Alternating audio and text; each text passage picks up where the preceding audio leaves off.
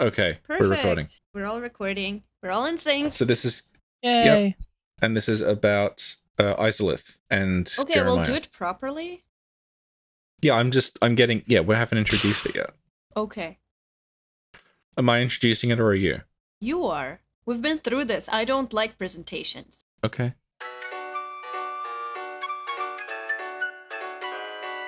Welcome to episode 11 of the Snack Covenant, recorded minutes after episode 10. And Lokey is still here, and we're going to talk It's been about 7 years, Richie.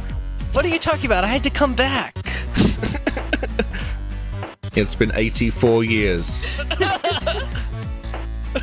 And It only feels like it's been 7 seconds. we're going to talk about Xanthous King Jeremiah. Which is like, just let me do the intro. You asked me to do the intro, let me do it without interrupting me. This is the thing, you keep telling me, oh, you're always going off on tangents, it makes everything go on too long. And then I'm just trying to get the intro done, you keep interrupting me.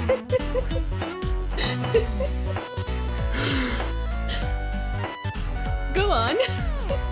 We're going to talk about Izalith and Xanthous King Jeremiah and his various other versions of him that exist throughout the series. And Lokey is here. Okay. Yeah. Welcome back, Loki. Good. Great. It's as if I never left. Oh, kill me.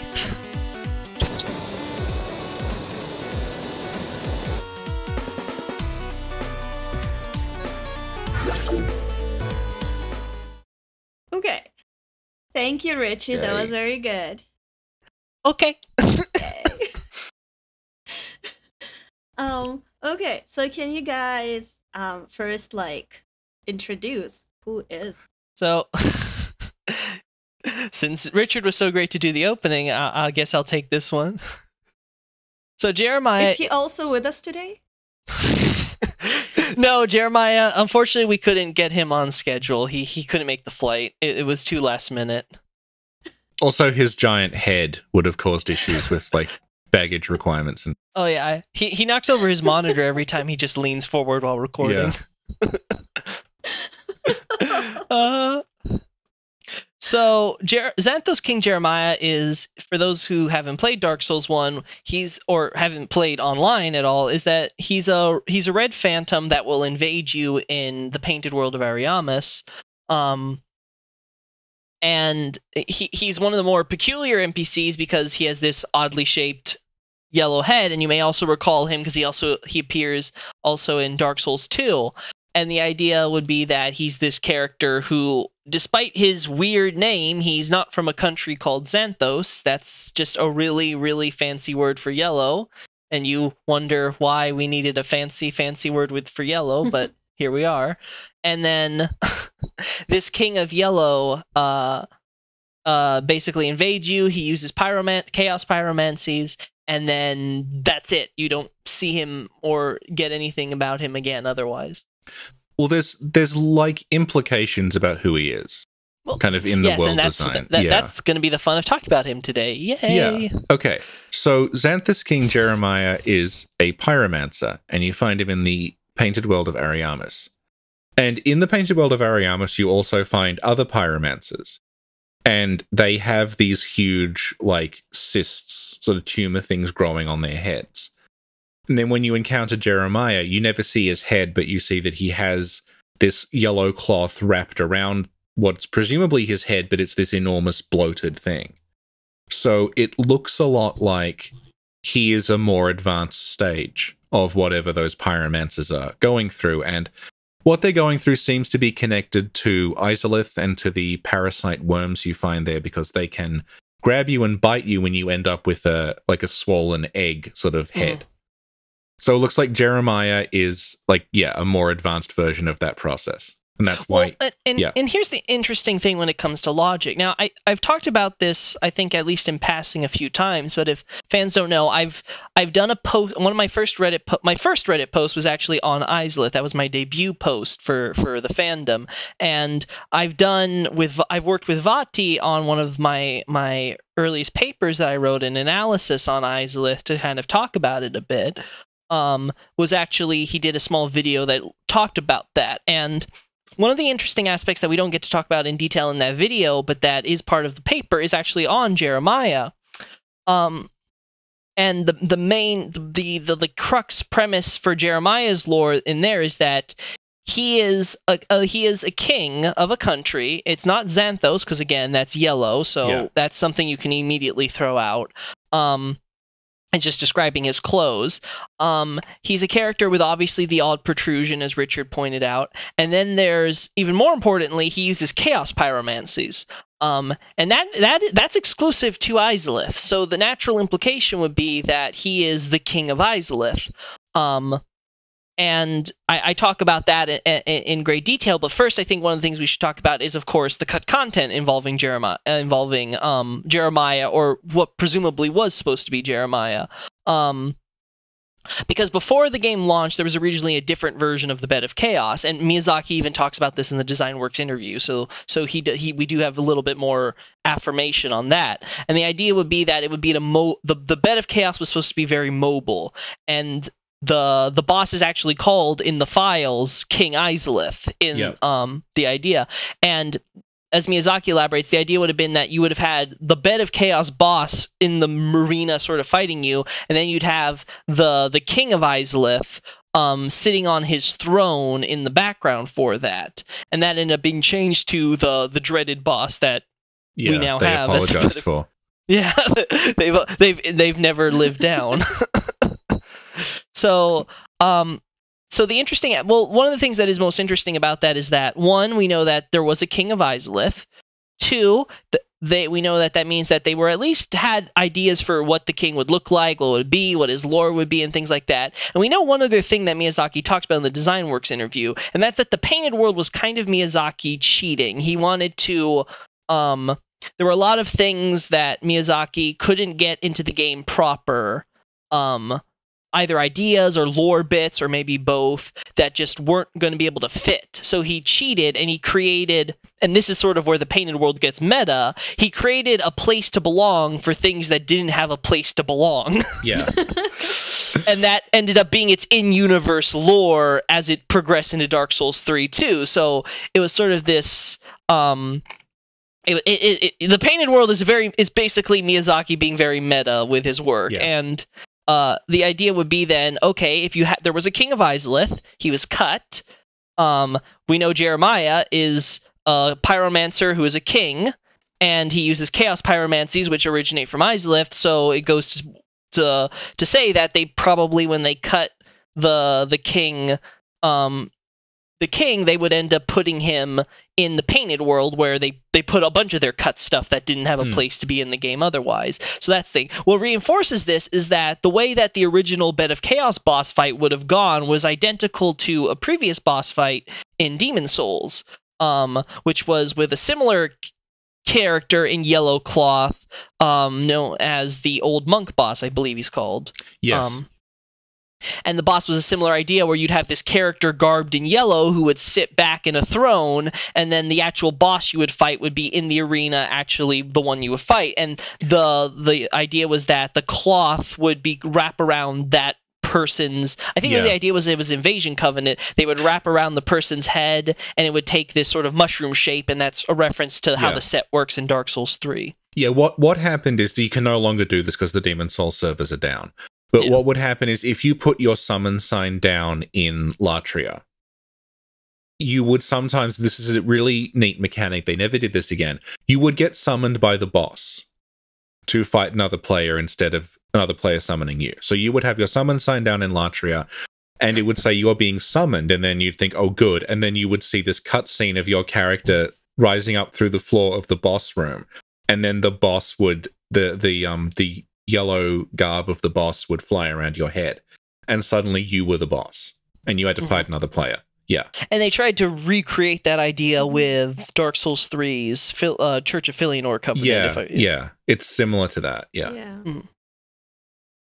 So yeah, so so we see that there's tons of a lot. The evidence seems to be pretty strong. The idea that Jeremiah is King Izalith, and obviously we know in his lore from his descriptions that he is an exile.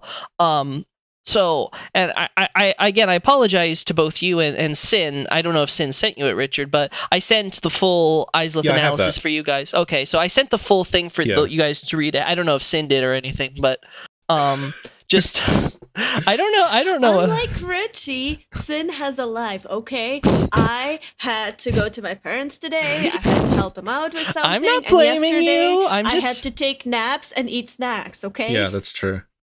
Do we want to talk about, like, just as like a tangent again, as well as there being King Izalith, there is references to a Prince of Izalith. Yes, there's also a Prince Izalith, and that was... I know where that is.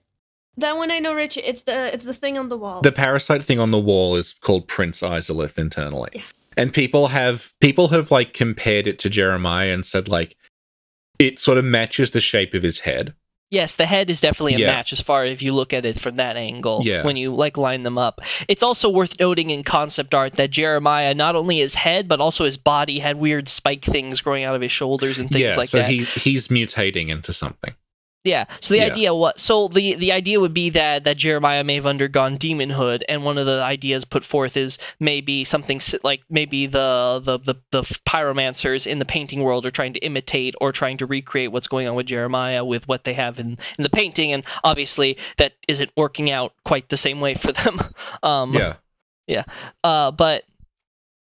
that's actually part of my current work I'm doing on for the project with the painted world. But in terms of focusing on Jeremiah and Izalith, there's a lot of interesting implications about Jeremiah's lore in the existing game, considering what if we've now established that he's the king of Izalith, and there's a lot to work off from there, because it's like, okay, well, if he's the king of Izalith still, then okay, what got him exiled, and why is he now here? Why isn't he like with home with the rest of his family? And I this is where I want to talk about going into sort of the general Izalith lore, because this is where it's very important to understand the context of what was going on, because a lot of the standard. The common, and I've talked to Richard about this too, I think, and I think I've talked about Sin with it too, is that the common conception of what went on with Izalith was there was the flame, it was going out, and then and then the witch was like, oh god, we're losing the first flame, let me make a new one with my Lord's soul, and then that backfired, we got chaos, there were demons, and Gwyn was like, shit, now there's this terrible demon calamity, we put it down, and then that's sort of supposed to be the lore, and my answer to that is that's a gross it's not only incorrect in almost entirely as a sort of take on what went down. It misses it ignores a lot of the existing evidence there. One of the biggest problems that I find with, say, just in terms of similar to how when we talked about last time about when we take the logical when we take that logic to its conclusion, sort of say like what we did with the bonfires, and well, why aren't they death traps if all of us just respawn there at the hall? And we talked about that. The same holds true with the war. If these are supposed to be mindless monsters that suddenly sprung forth and were wreaking havoc, and they had to do so, one, why hasn't Gwyn outright exterminated them? And two, why have they, for the most part, until recently, stayed in Izalith completely unbothered? That's a huge question that I don't often see answered. And then when we decide we're not going to get into those semantics and just talk about the evidence and the lore, and it's holistically, and I've talked about this in my Reddit posts, and I've shared some of you guys some of the papers. You see that there's a real complexity to Izalith culture, and Dark Souls 3 builds upon this and talking about, well, what's the remnants of that culture now? Well, most of it's been lost, but demons weren't just like what we see in Izalith isn't this once grand civilization that then demons came forth and brought it to ruin. It was itself a demon civilization. It was part of a human demon god I guess, mixed culture that all existed there, and it was all revolved around chaos. And it wasn't, the ruins are the result of the war with Gwyn and everything, and it's the destruction that happened afterward. It has nothing to do with the flame fading or any of that. And that's where Jeremiah was part of that culture with Izalith at that point. So when you talk about that being expanded on in Dark Souls 3, you mean basically that's why there are Black Knights running around Demon Ruins? What I mean is that that's why there are demon statues in the demon ruins already. That is why the demons have shown to have their own ability to think and be able to create kingships and things like that to govern themselves and try to rebuild their civilization. That is why Quelana is able to go and be with them and the fair lady to the very end after she's become a demon. It's all there, and it's why much of the lore references this as well, and we can go into that into some detail. So what it's important to understand is who was the Witch of Izalith as a character? Like, who was she? And the best... Velka. They're all Well, that's it for today's episode. We're done. Thanks so Hey, much, I'm glad I Lokey. was here. Thanks, Richard. You summarized it perfectly. But the Izalith as a character is that she isn't characterized by desperation. She's characterized by ambition, and this is referenced twice as the idea of when she ends up creating chaos, is she was an ambitious woman. And where does this come as a root? And it's that there's this line in the opening of Dark Souls 1 that talks about how they, of course, the lords and everyone, and in more broadly speaking life, were attracted to the first flame, to fire in general. When they discovered fire, there was something that was captivating about it, and it sort of grabbed them, and that's what drew them to it. And as a result, they found the Lord Souls. That is what that was cut out from the English version. It's important because it gets brought up, especially with pyromancy, several times later in the game, and it becomes a huge issue because characters like Laurentius end up having their dialogue completely butchered, so you can't really even follow when he strings sentences back to back. It's like, what the hell is he talking about? And I find it a little obnoxious, but what we have to understand with Izalith as a character, and I call her Izalith because in Quelana's dialogue, the Japanese dialogue, she calls her Izalith. It's just, she's not the Witch of Izalith, she's just her mother Izalith. Right. In the same way that Gwendolyn's older sister is Guinevere. Like, there's no name. And again, that's an aspect. So I'm going to refer to her as Izalith from now on as the character. And what the witch wanted was to understand had this, even more so than the other lords who were captivated by fire, she had a very special fascination with it. And it seems the underlying, I think a driving force of this ended up being was that we have the Lord Souls, and let's call her soul the life soul. Like if Gwyn had the light soul, if Nito had the death soul, if the pygmy had the dark soul, then let's say that Izalith had the life soul. Like, that's sort of the affinity that Lord Soul had and what it governed, so to speak. And then, when she got it, she had this drive to try to understand life. It's at the core of understanding fire, because fire was the great creator of life. It is a great creator in general. And it is in that study that led her to become a witch, a sorceress. And we have to also think about is that this is a woman who, her children, she had become witches who studied under her like her and become sort of her lab apprentice or assistants in her own research. And we see even in the opening, before the Dragon War, she's already researching with the Lord Soul in order as part of some studies. And we see them in this circle. And then the interesting fact is there's two witches on either side of her with staves, the Izalith catalysts.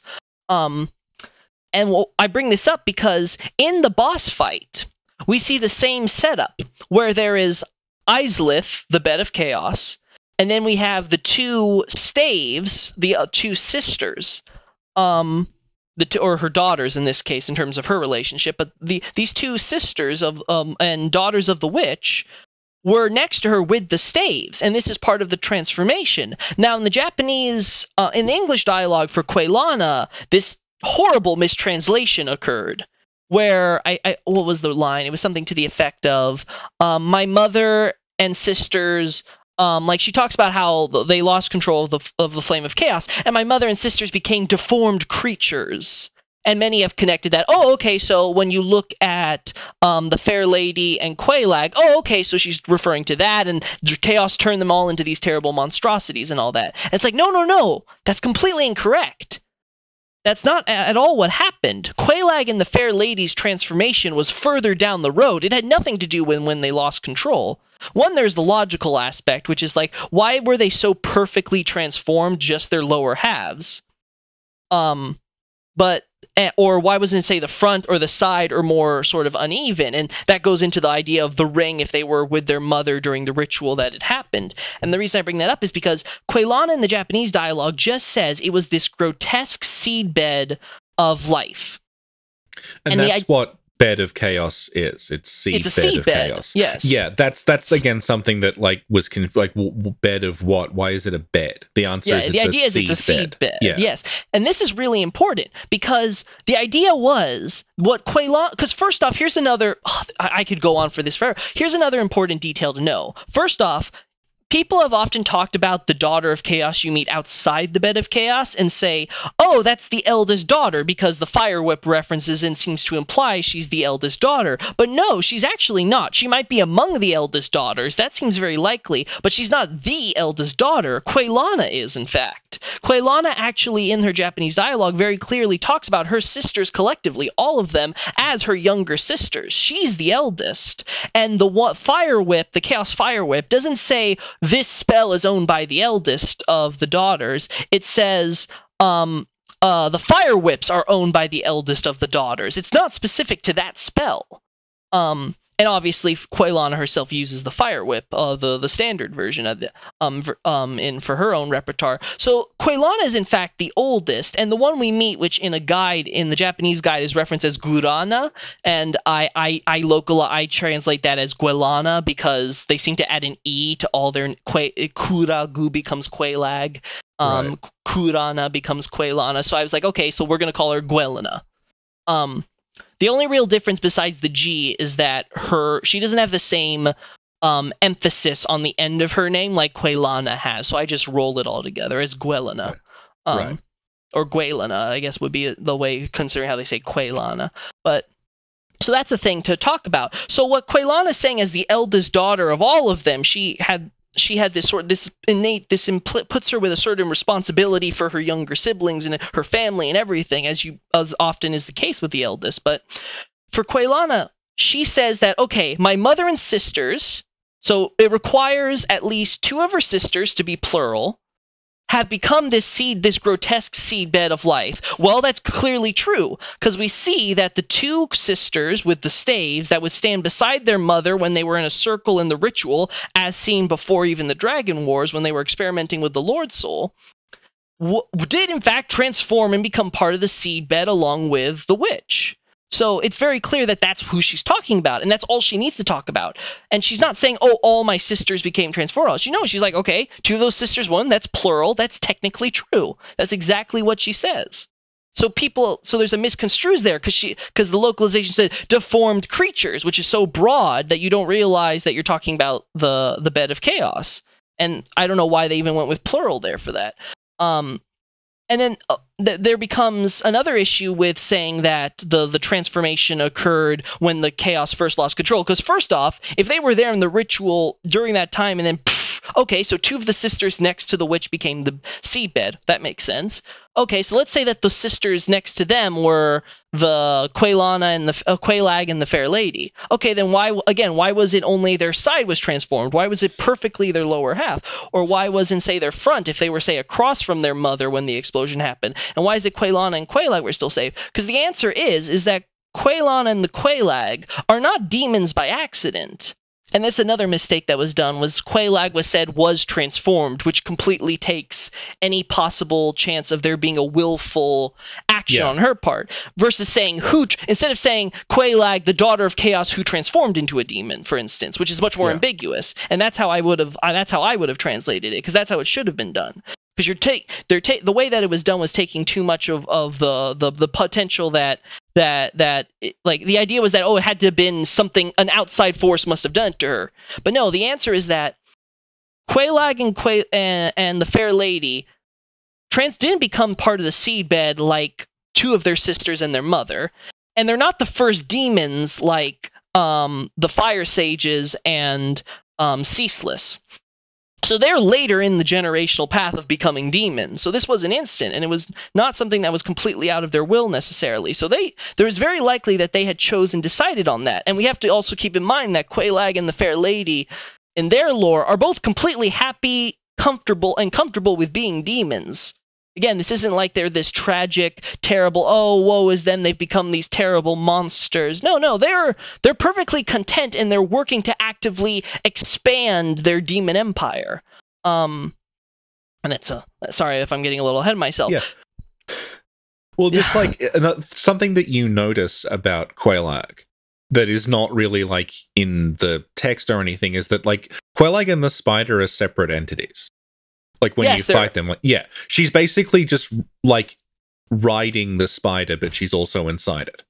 Yeah, it's part of her. It's like and that's the thing about demonhood is that there's this key essence of parasitism to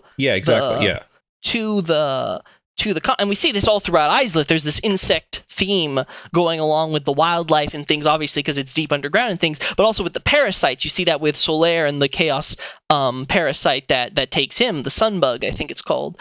And then there's also examples, of course, we see the centipede demon, which from the ring, which was imbued with the chaos power, when left to its own devices, became. So the question, okay, so the idea is, if the witch was already experimenting with her Lord Soul, even before the Dragon War, which we see, we got Nito, we got Gwyn preparing with his knights, then you got Izalith just experimenting, why the hell would it take them untold time until the very end of the Age of Fire, when the fire's dying, it's like, oh, well, I gotta desperately create a first flame now. Oh, I suddenly succeeded. Oh, I lost control of it. Oh, fuck. Everything's destroyed. We're demons. It doesn't make much sense. And it makes even less sense because the demons are completely intelligent life forms. And we know this because I've pointed this out in a previous podcast. The Capra demon is the mob boss of the zone. He's taken it over in a completely for being a mob boss, he's done it completely rationally. He's got these dogs that he's trained in. They're serving work, these stray dogs that are working as his like little guard dogs that are sniffing out people for them, and they're kind of annoying to deal with. And then you've got the thieves, which are also annoying to deal with, that are also serving him. They're all his servants, and they're all acting on his behalf in the area. So again, these demons have the capability of communicating, and Dark Souls 3 reinforces this even further, of course, with the whole hierarchy. The government they try to recreate after Dark Souls 1 topples their old regime over. So there's a society, there's a culture and society there.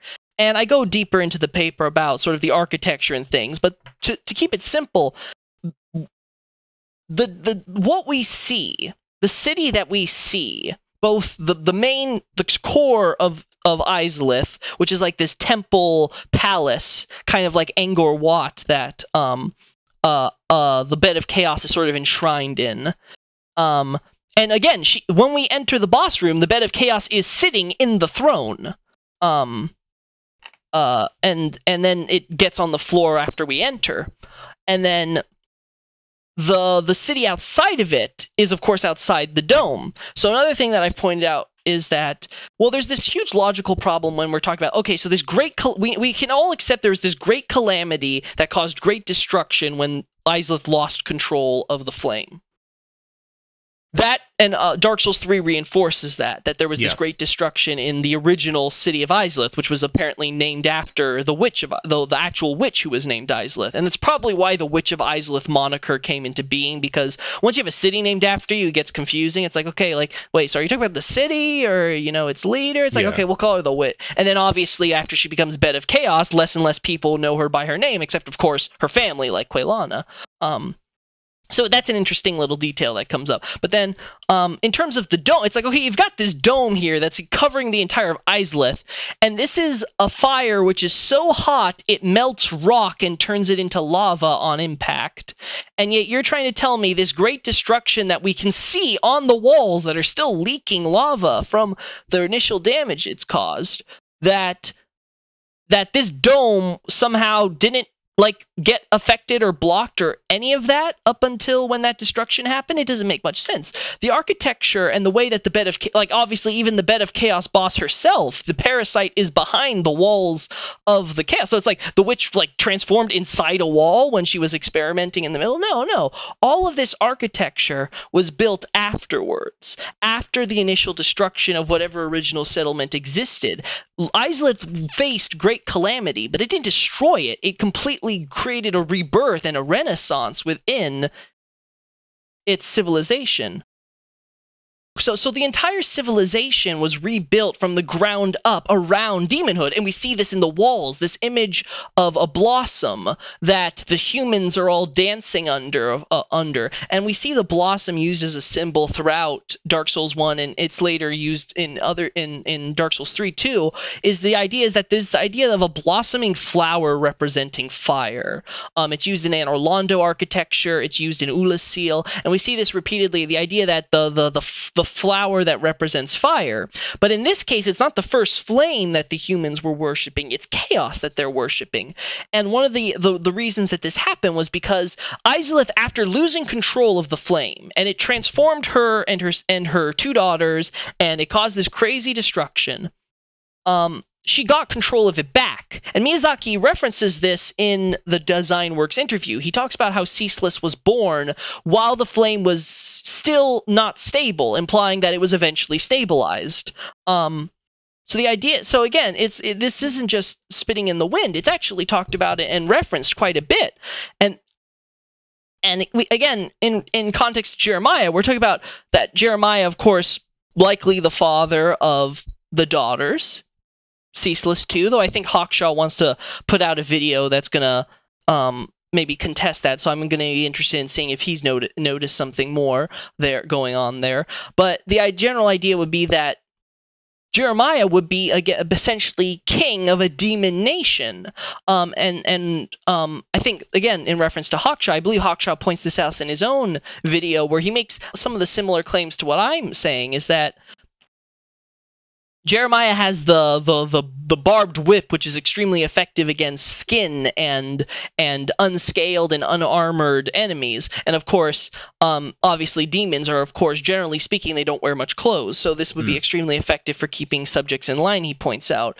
Again, obviously, the use of a whip. Again, Jeremiah is the only enemy in Dark Souls 1 to use a whip in the game.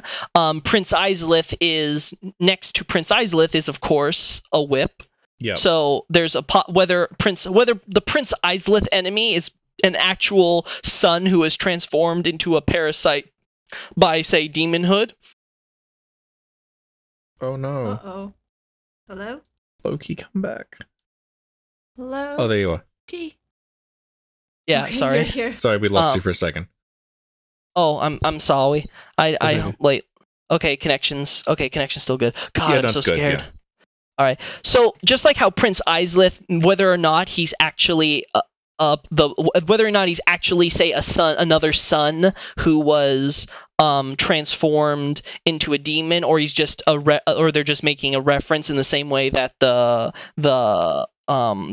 clamshell, the man-eater clams are also references, like I think Queen Izalith in one of the files too. So again, whether or not, it's interesting that they still put the whip next to this enemy, which is again being compared to Jeremiah, and has already had this weird Izalith parallels. And then there's of course the witches themselves who use the flame whip. So again, there seems to be this family tradition of using a whip going through. So there's a lot going on there. So then it's like, okay, so wait, so the demons were this completely sentient race that suddenly were emerging in the aftermath. Izalith gains control, so because she becomes the bed of chaos, and then she gains control of chaos. So then what happens? Well, Ceaseless was born as the very first demon because he, and we see how he's the most messed up of all the demons because, again, chaos wasn't under control at the time. So can we just break for a second? Just to clarify, like when you say Ceaseless was born as the first of the demons, he was born as a lava monster? He didn't become one. Yes. Yeah. Okay. Yeah. Yes. Yeah. Yes, that's what. Yeah, sorry, I wasn't clarifying there. No, I'm just for the people, like, because there's some confusion over, like, when you're talking about Quelag, when they became demons, what deformed means. So, like, ceaseless discharge was always a giant drippy lava man. Yes. Yes. So he was born that way, and as Miyazaki clarifies, the idea was when the flame still wasn't stable, he was born during that period. So we said, let's put it into perspective. The witch loses control and she becomes the bed of chaos, and it destroys, say, what's her old the Izalith as they knew it at that point was gone. Let's say that's what the destruction did. But instead of completely destroying everything, they were still left, and they rebuilt, and they became the current Izalith we see now in ruins. This Izalith, after it was rebuilt, it now had control of the flame. But before that, when Ceaseless was born, let's say that the witch was pregnant at the time, and she was like going to give birth soon anyway. Then she gives birth to Ceaseless as this monster, the lava monster, and he's the most deformed, and we can see that how he was the most deformed and how he's the most pained, because he has no control over the chaos. He was born from this uncontrollable flame, and it reflects in his own nature and his own being. So he's constantly in pain of this.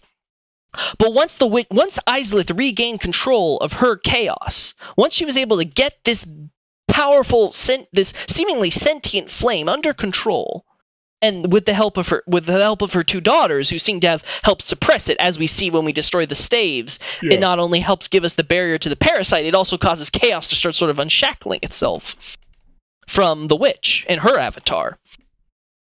And then, so, again, more clarification, like when you say the parasite, the thing in the middle of Bed of Chaos that sort of looks like a yes, behind the very walls of the throne room where we fight the Bed of Chaos in, we find this parasite. And this parasite...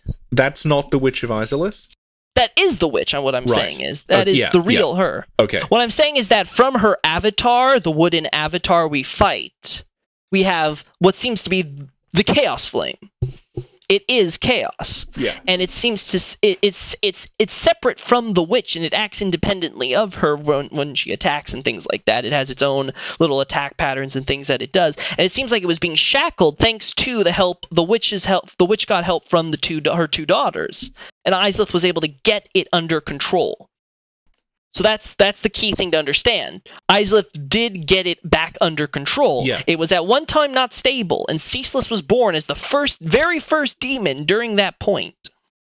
But once she got under control, she could make more demons at her will. And that's where we get the Fire Sages. And I've talked about this again in the video with Vati. Well, I didn't talk, well, Vati spoke on my behalf for this, but I've talked about it in my papers, is that it's never clarified if there's one or more Fire Sages, but we can infer from context there are more. Why? Because the Asylum Demon we fight is another Fire Sage, has the same weapon, has the same attacks, it's the exact same concept. Right. What we essentially are seeing is that there was a class, and for those that aren't aware, the Japanese name for the Fire Sage is a Fire Priest. Right. So the idea was this was a religious class. And we see this built upon again in Dark Souls 3, because then they add deacons, demon deacons, to the hierarchy afterwards. So there wasn't just fire priests, there were fire deacons that were under these priests. Let's say that we had the early adopters to demonhood. Like, it's like, oh my god, we've just created a new race. Because think about this for a second. There's no denying the Chaos Flame was a mistake. It was not what the witch intended. It was not what she was necessarily expecting. But what she wanted when she made it was she was trying to create a first flame. And she succeeded. Because the first flame, much like the Chaos Flame, was a creator of life. And as I've brought up with the idea of the life soul, of the idea of her obsession and fascination with fire and its abilities to create, and her constant research, she was completely enamored and fascinated by this idea of a creator flame. And she wanted to have one of her own. She was a god who wanted to play God, essentially. Right. And she was able to finally do that with the Chaos Flame. The problem was she didn't have control of that fire. But once she did, what was stopping her? And that's exactly what happened. once Izalith had control of the Chaos Flame, she was able to start creating demons at her own volition. And the early adopters became the Flame Priests because they were the first to learn demonhood. So the witches, again, we see this expanded upon in Dark Souls 3 more explicitly. The sorcerers, the witches, they were studiers and they were researchers and they were about reason, and they passed that on to the fire priests, who of course become sorcerers who learn flame sorcery. And the idea, though, afterwards was that, okay, in their study with flame sorcery, they create pyromancy.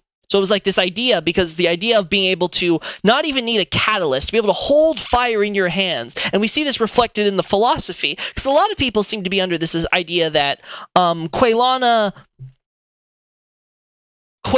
alone had this idea that you must always fear the fire.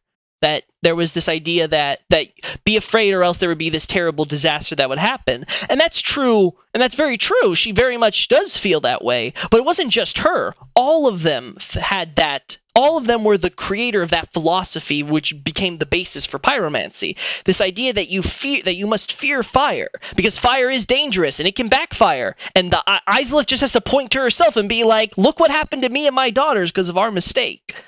That was our wrong. But you can learn from our mistake, and we can teach you, and we can tell you that there are ways in which you can fear fire, but in your longing to still want to hold it, you can. We can do that. Yeah. And suddenly flame sorcery became a philosophy, a religion, and this is why I think Dark Souls 3 was very clever with how they changed the mechanics in 3 to be more, still lore-friendly, was that it reflected both the faith and the sorcery intelligence aspects.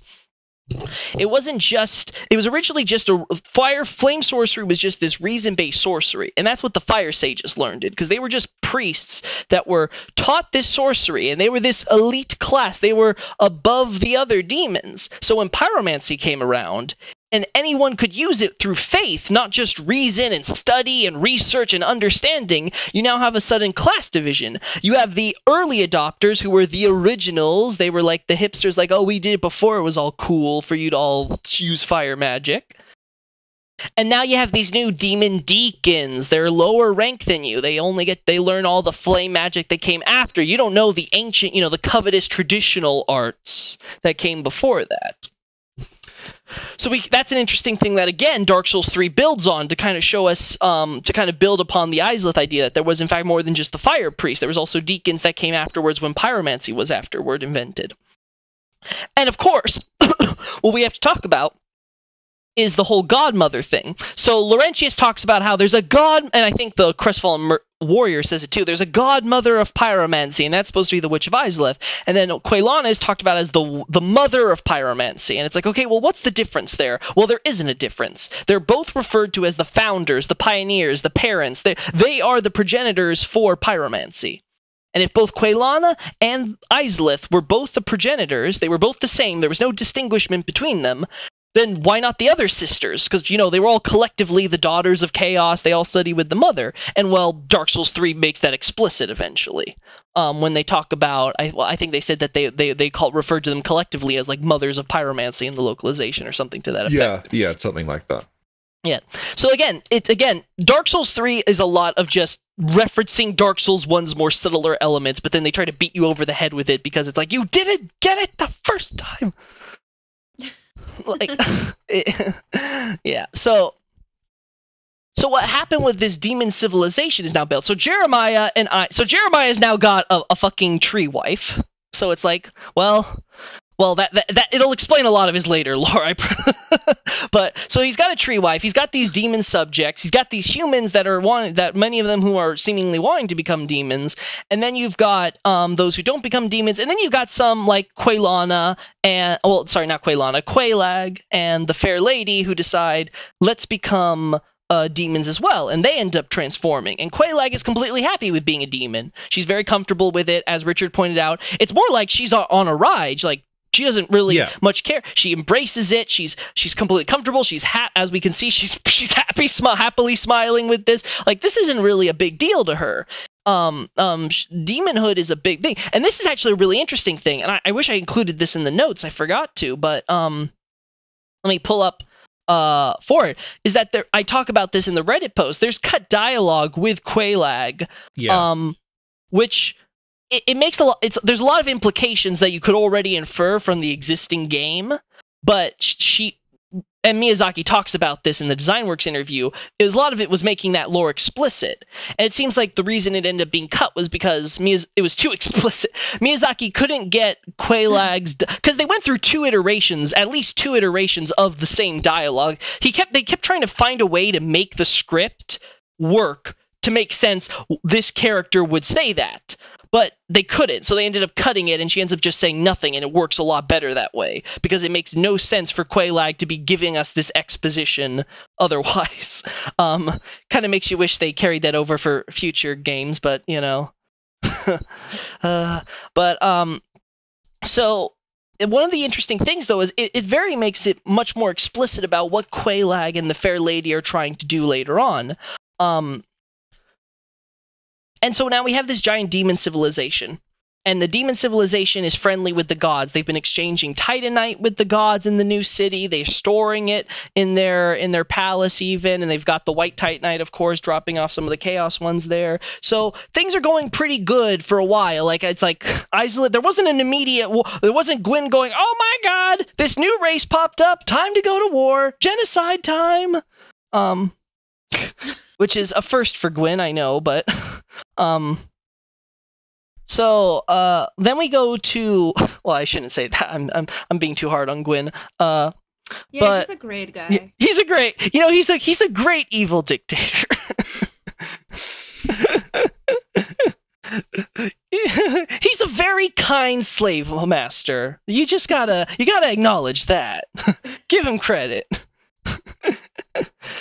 So what ends up causing the demon war with Izalith in the end? And this is the important aspect we have to keep in mind. So the philosophy behind pyromancy is you have to fear fire.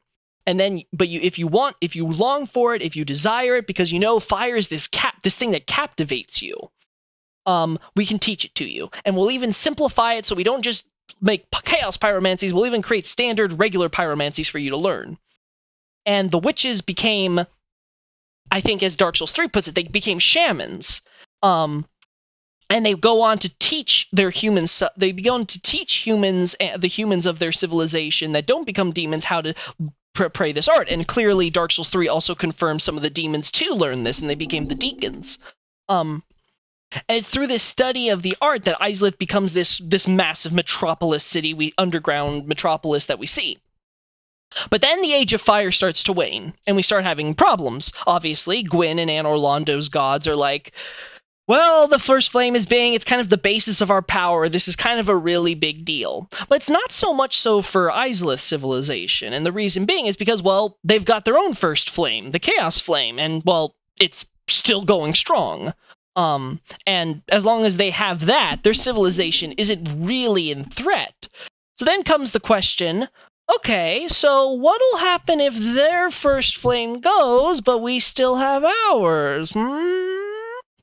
Things start looking a little up for Izalith when you start thinking of it that way. So it's like, is it really such a big deal? And then there comes another problem for Gwyn. One, he's worried about a Lord of Dark popping up. And how do you get a Lord of Dark? Well, you gotta have a human that knows that's willing to go into taboos that the gods have been trying to suppress, especially recently, now that the dark is kind of flaring up and creating this undead problem. And we see that Izalith was also dealing with the undead problem. We see that they had one of their heroes interred in something like a tomb outside the palace temple. And they kind of put the soul in a chest, and that's kind of their way of burying their heroes. Peculiar cultural thing, but different strokes.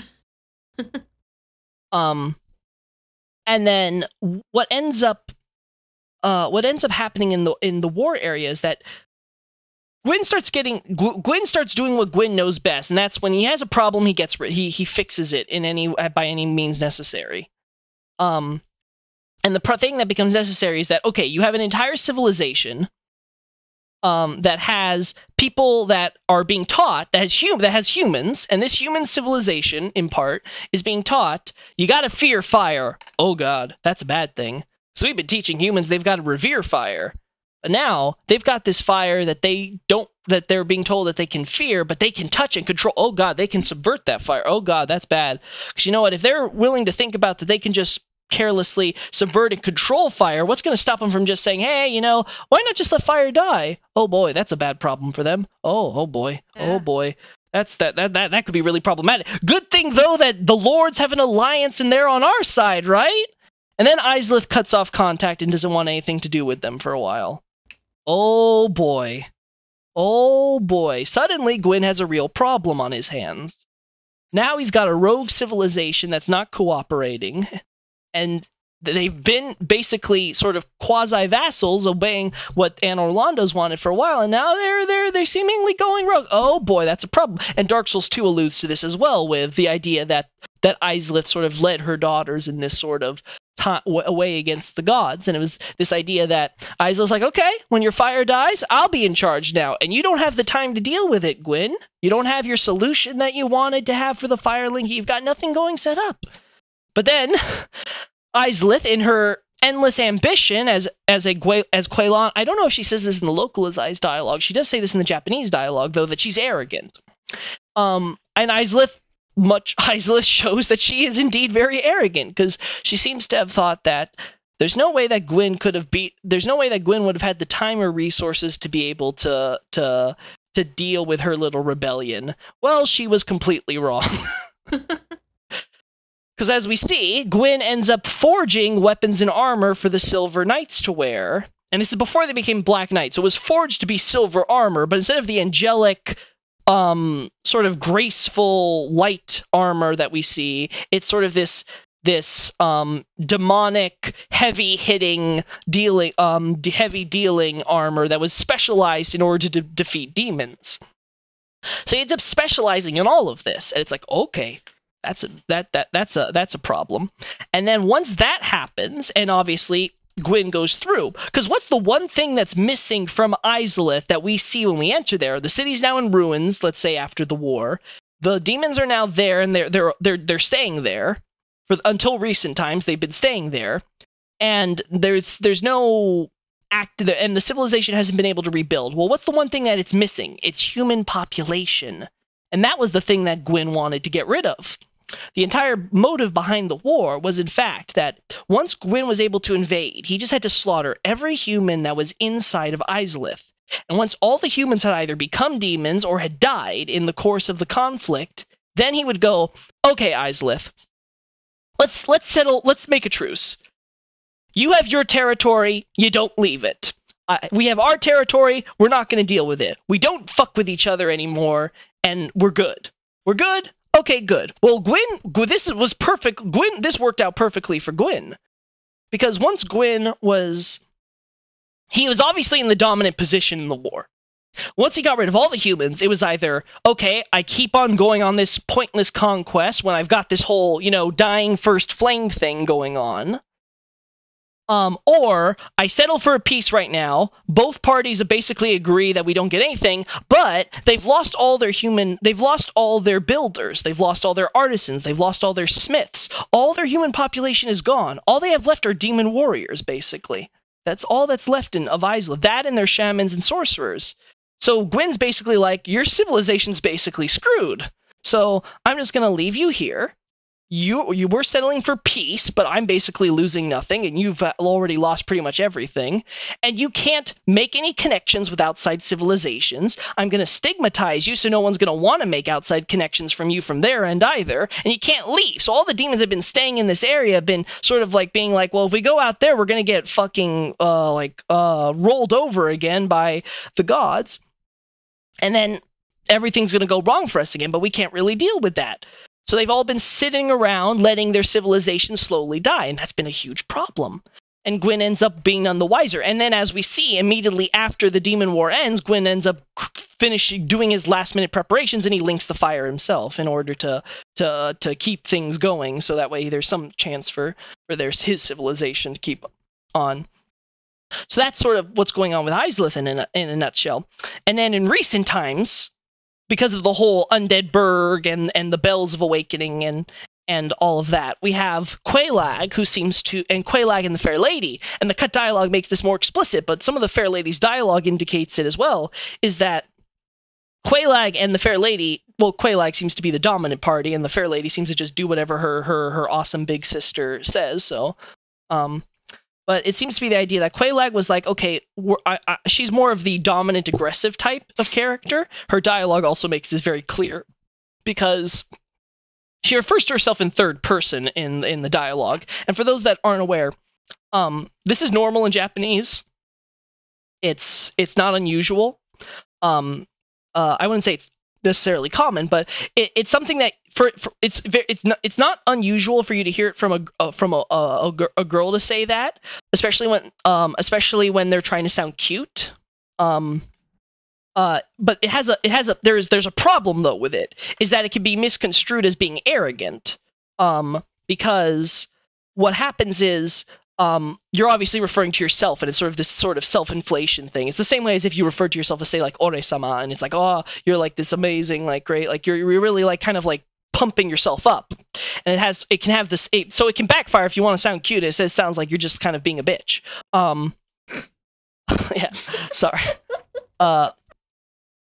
Yeah, so that becomes a problem. So then, for Quelaag, it's clear that it plays into her domineering, self-confident aura that she exudes in the main game, and her dialogue seems to reinforce this idea that she was kind of this sort of, let's just say that the apple didn't fall too far from the tree from her mom. And then it seems that what Quelaag wants is to she wants to defy the pact finally. It's like, it's been 1,000 years. They're ringing this goddamn bell constantly. It's like, they've got this barrier set up now at our front door. Like, what the hell is going on here? We've been abiding by the pact. Now, Gwelana and the Bed of Chaos, and generally Izalith, is like going, well, we're going to stay by the pact. But Quelaag's like, okay, me, my sister, some of these demons, we're all going to go up there and we're going to figure out what's going on. And then they sort of take over the Blight Town area. They cause a little civil war there. And then once they create the Chaos Servants, and they start collecting humanity, and they bring it back to Izalith, and obviously that we can take advantage. We could basically be like sort of the double agent who's like, oh yes, fair lady, please, we want to help for the good of your civilization. And then you get your humanity up, and it's like, you're a trusted member, come on, you can join the main Izalith civilization. Then you take the main entrance, and you fucking shortcut your way through going through a really annoying lava level, and and then you stab them all in the back, and you kill the Bed of Chaos. It's like, oh, well, you're a terrible servant. What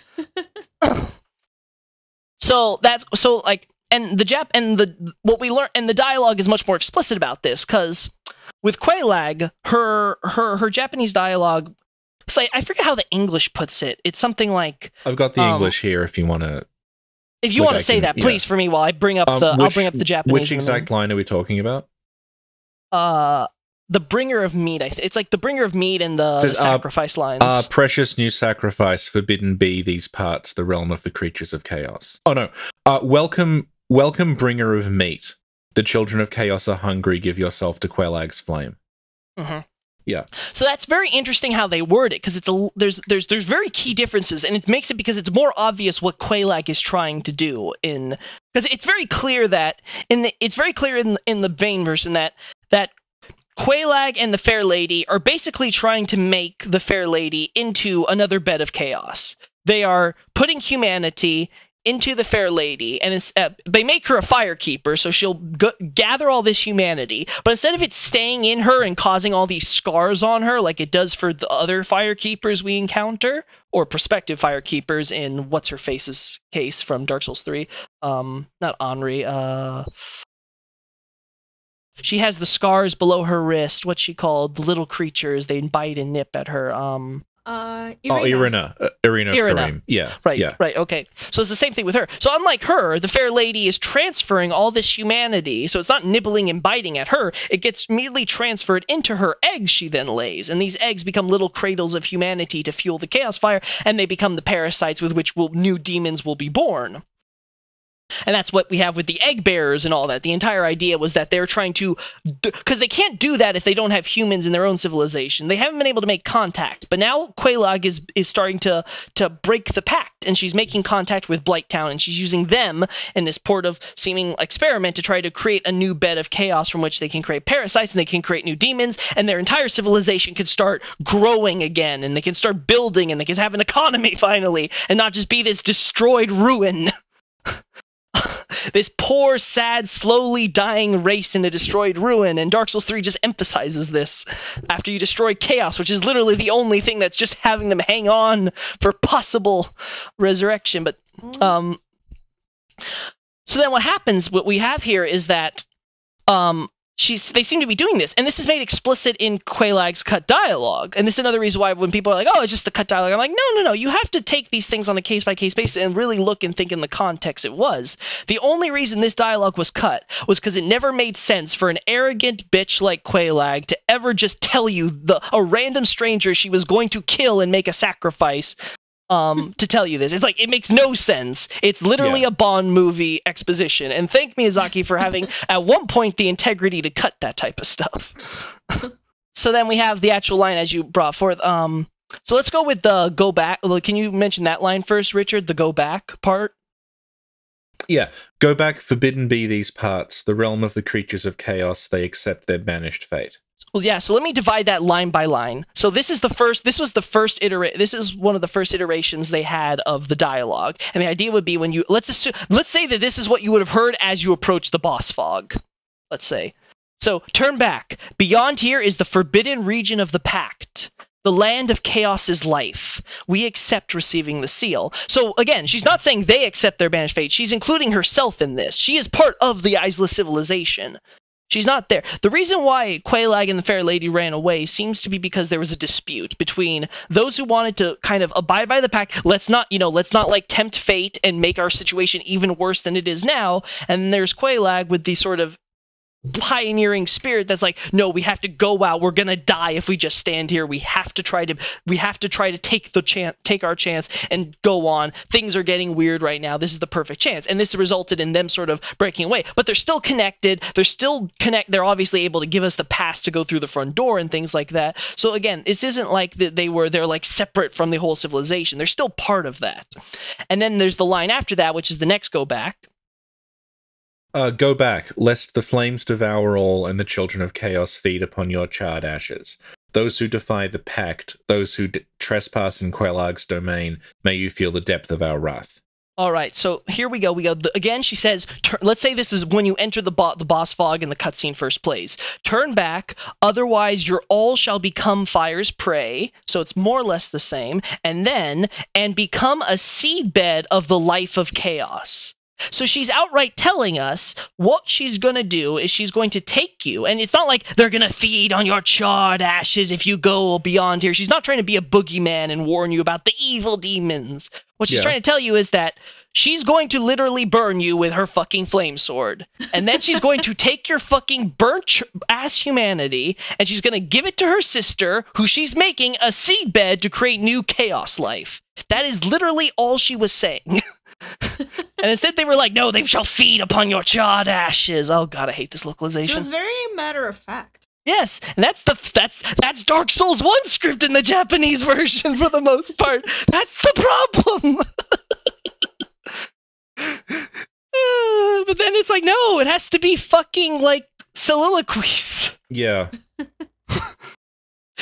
So then, those who defy what shall happen to fools who don't obey the pact?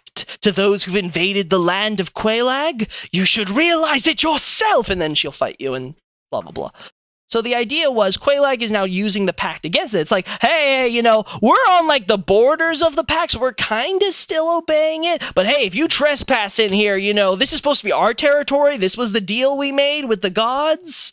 Like, this was supposed to be ours. You guys don't deal with us, and we wouldn't deal with you, even though we're actually dealing with you, so we're kind of hypocrites. But hey, diplomacy. What do you expect? So that's basically what she's going through. And again, you can see why Miyazaki couldn't make this make sense. A, she's a hypocrite if she's saying this because she's breaking the pact, and two, why again she wants you as a sacrifice, so why would she want to warn you against it? So she goes they then go for a second version of this dialogue. So then you say, as you said, there was the precious new sacrifice. So this is how the Japanese have put it. New sacrifice. Beyond here is the forbidden region of the pact, the land of chaos's life. Proceed ahead as you are. So then they try to put it like, oh, she wants you to come in. But otherwise, it's the same as the earlier dialogue I mentioned. She's still saying the same thing. This is the forbidden region of the pact. This is the land of chaos's life. So nothing really changed. It's just the English dialogue really changed it up in comparison. And then you have the second line, which is, well, and then you enter the boss room. And now she says, okay, you've proceeded as she wanted you. Welcome, sacrifice. You should be burned by the fire of Quelaag and become a seedbed of chaos. Instead, it's welcome, bringer of meat. The children of chaos are hungry. Give yourself to Quelaag's fame. It's like, no. So people have tried to think that, oh, when they're saying bringer of meat, it's like, oh, she was going to be a passive NPC and you'd give her the humanity. No. She still thinks she's saying you are the sacrifice, not that you're bringing the sacrifice and that it's meat. You are the humanity. Oh. And she wants to burn you by her fire. And then she's going to make you a part of the seedbed of chaos she's doing with her sister. That's all the dialogue was saying. And that got completely perverted in localization. But it reinforces my point about it, is that much like the line about the deformed creatures, and it was supposed to be the grotesque seedbed of life, is that the point is that the Quelaag and the Fair Lady are happy being demons. They didn't run away because the terrible calamity that destroyed their home. They ran away because there was a dispute over, are we going to stay and just listen to this damn-ass pact, this damn-ass peace treaty, that is literally doing nothing for us right now, and we're slowly dying, or are we going to take the risk, maybe things get worse, maybe things get better, and Quelaag's trying to do things better. Then her sister screws up because she fucking ingests infected material, because, you know... Aww. We gotta be Mother Teresa up in here, like... And, well, we kind of ruined Quelaag's plans, because as the Fair Lady lament, she's so sorry, because she decided she was gonna feel bad for the Blight Town citizens. She was gonna share in their sickness, and people have always, like, what is the Blight Plus? Is it, like, a special thing? No, it's not even... There's no capitalization in Japanese, but it's not emphasized in any way. It's just pus of disease. Because, again, this is Disease Village, and they're all stuck with diseases. That's why they're there. So the idea was, she saw that they were diseased. She was like, can you give me some of that, like, those boils on you? Let me just... Ugh! And then, like, Quelaag comes in, and she's like, no, don't! Sister, no! Why? Don't eat the hazardous material, please. And, well, it's killed. It's now infected her children. It's killed them.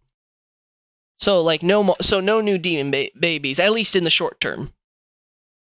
So that caused a problem. So now why? So now that I've explained Izalith, what does this mean for Jeremiah? Well, Hawkshaw points this out before in his video too, is that, well, one, Jeremiah's name is interesting because there's a biblical prophet named Jeremiah, and he's known for having essentially warned about invasions from, I think it's Babylon, that were going to come and wreck the state, the Jewish state at the time. And it was like, okay, well, they ignored him, and, well, the war ended up coming and it completely destroyed them. Well, the same thing, well, we could say, well, that would make sense. That could be an explanation. Maybe Jeremiah knew there was a war, and then he told Izalith, and for whatever reason they didn't believe him. He ends up getting exiled for it, and then, well, we see he obviously has nowhere to belong, so he ends up in the painting world.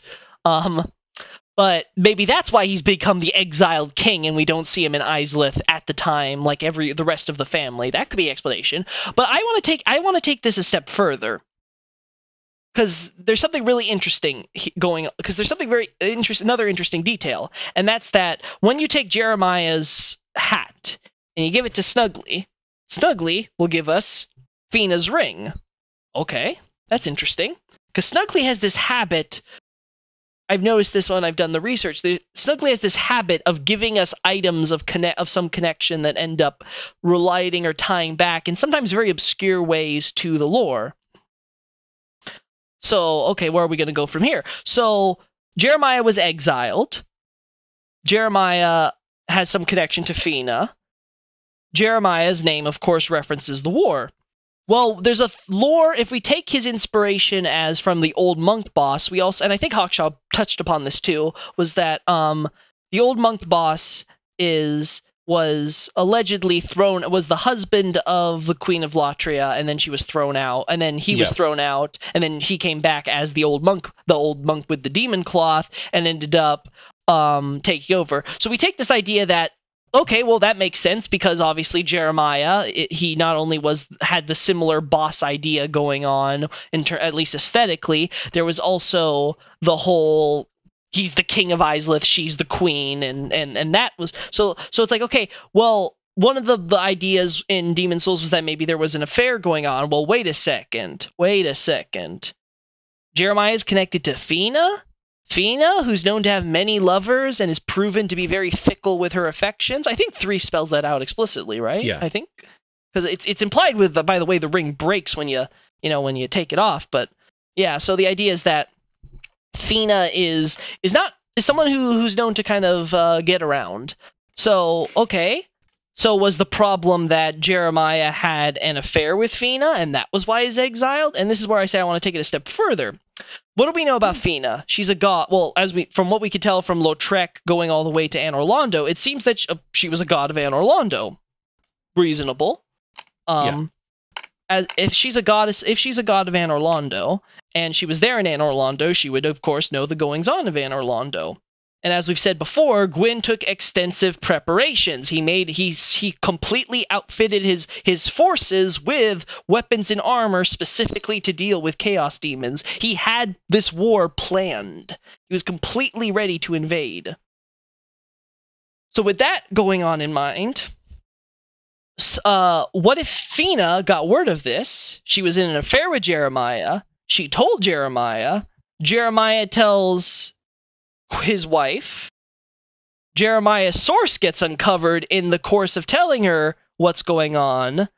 Suddenly, an affair gets out, and it's like, a friend of mine put this very wonderfully. It's like, he gives the entire, he would give the entire explanation on, hey, it seems like I've got from this source that from this girl I was cheating on you with, that at Anor Londo, that, there's this terrible war coming. It's going to be awful. You're going to be invaded. We're going to be completely wiped out. We have to prepare and get ready to do it now. And then, like, after a long pause, it's like, so you're saying you cheated on me? And that was all she heard.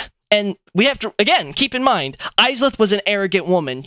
She was this very self-confident. She had this ambition and arrogance to her. So this must have been a huge blow to her ego. And again, I say, well, to be fair, you became a tree. So, that's not good pillow talk. I'm just saying. Do you think going on Dr. Phil would have helped their relationship? I just want to imagine the giant bed of chaos and then Jeremiah in the couch in front of it with Dr. Phil going, well, please explain to us what is your problem, ma'am. And you just have like the bed of chaos, like, and Quaylon is just there next to Jeremiah, like, I'll translate.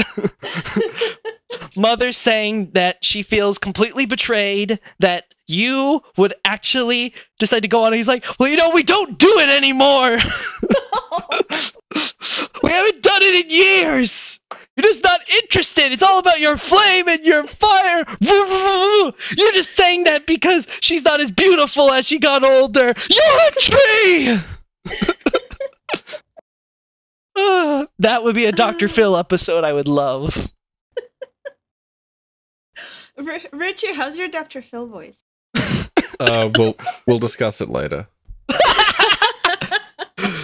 So So what I'm trying to say is that I would take it a step further, and that from what we can understand from there, it seems possible that Fina had actually figured out what went on. She told Jeremiah as her lover, it's like, hey, darling, you know, my king wants to do something to kind of destroy your country.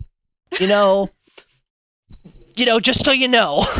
And then he tells his wife, and she's like, wait, where'd you get this from?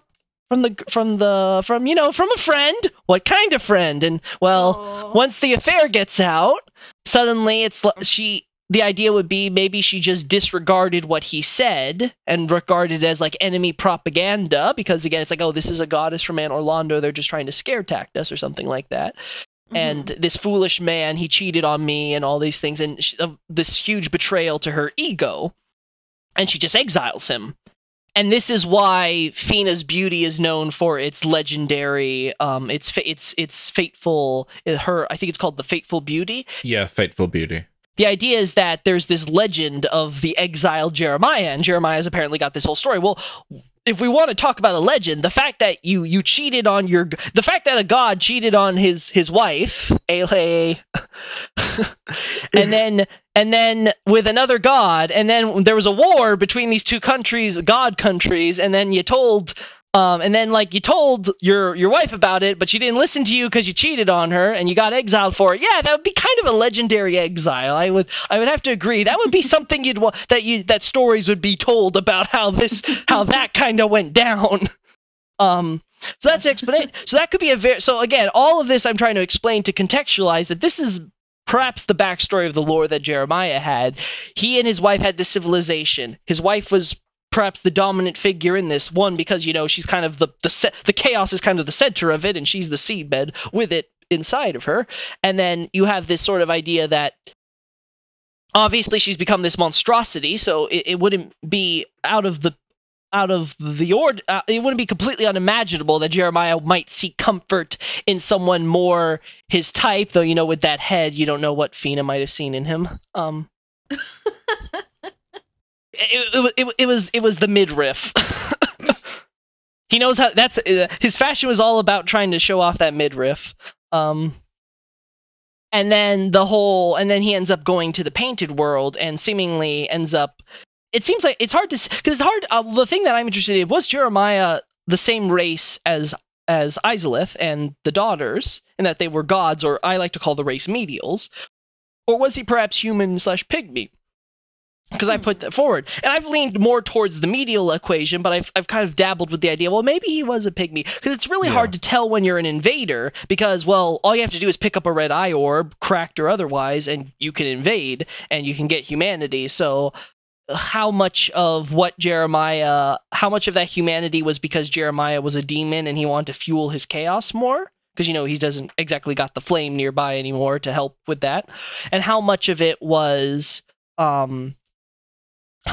maybe he's just a human and maybe he became undead or something, like, again, or was he a human and he became part demon, so now he's no longer has to worry about undeath. Again, that's something I've kind of toyed with that idea, and that's interesting.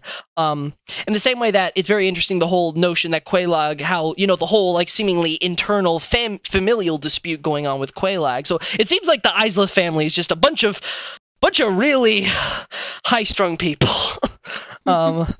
Yeah, they've got some problems. I think Sin's right. Maybe Dr. Phil would have been for the best for them. Yeah. So, any thoughts or anything on there? Because again, I could talk more about the Quelaag and the whole, what they were going on with the demons invading Undeadburg, but again, if there's anything... I know I've been talking a lot, so I'm sorry. Well, that's the idea of having you on. Just save you guys the trouble. And I don't think we mentioned it, but like you keep referencing, or you keep mentioning Hawkshaw. Yes. Oh yeah, and, we should have probably told people to check out their videos because they're really good. Yeah, they do. For those that don't know, Hawkshaw was actually the reason I got into the English community.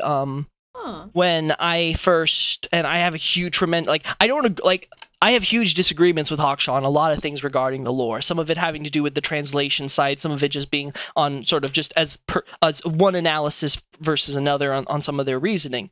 But I have a tremendous amount of respect, and I recommend anyone to watch their videos because they their series was their series has been was dedicated, and they've got one more video before they've said they're gonna, I think, basically shut down. But the idea was basically that they were dedicated trying to pursue a holistic look at the lore and not just say go with whatever theory sounded cool and try to put it in the larger context of the series and the universe. And they were and go really in depth of it, not to be sort of like and again, no insult to Vati or to other lore people, but sort of the idea of what would they call it? Like I don't know, like I don't know, like sugar tape, like I don't know what they call what you would call it, but something like where it'd be a little bit more, say, casual geared, let's say, something that you could, popcorn, I guess, would be the popcorn lore type of idea that you just kind of sit down and you kind of get a little entertainment. It's like, oh yeah, don't have to think too much about how much of that makes sense or how much of that actually is accurate to the evidence.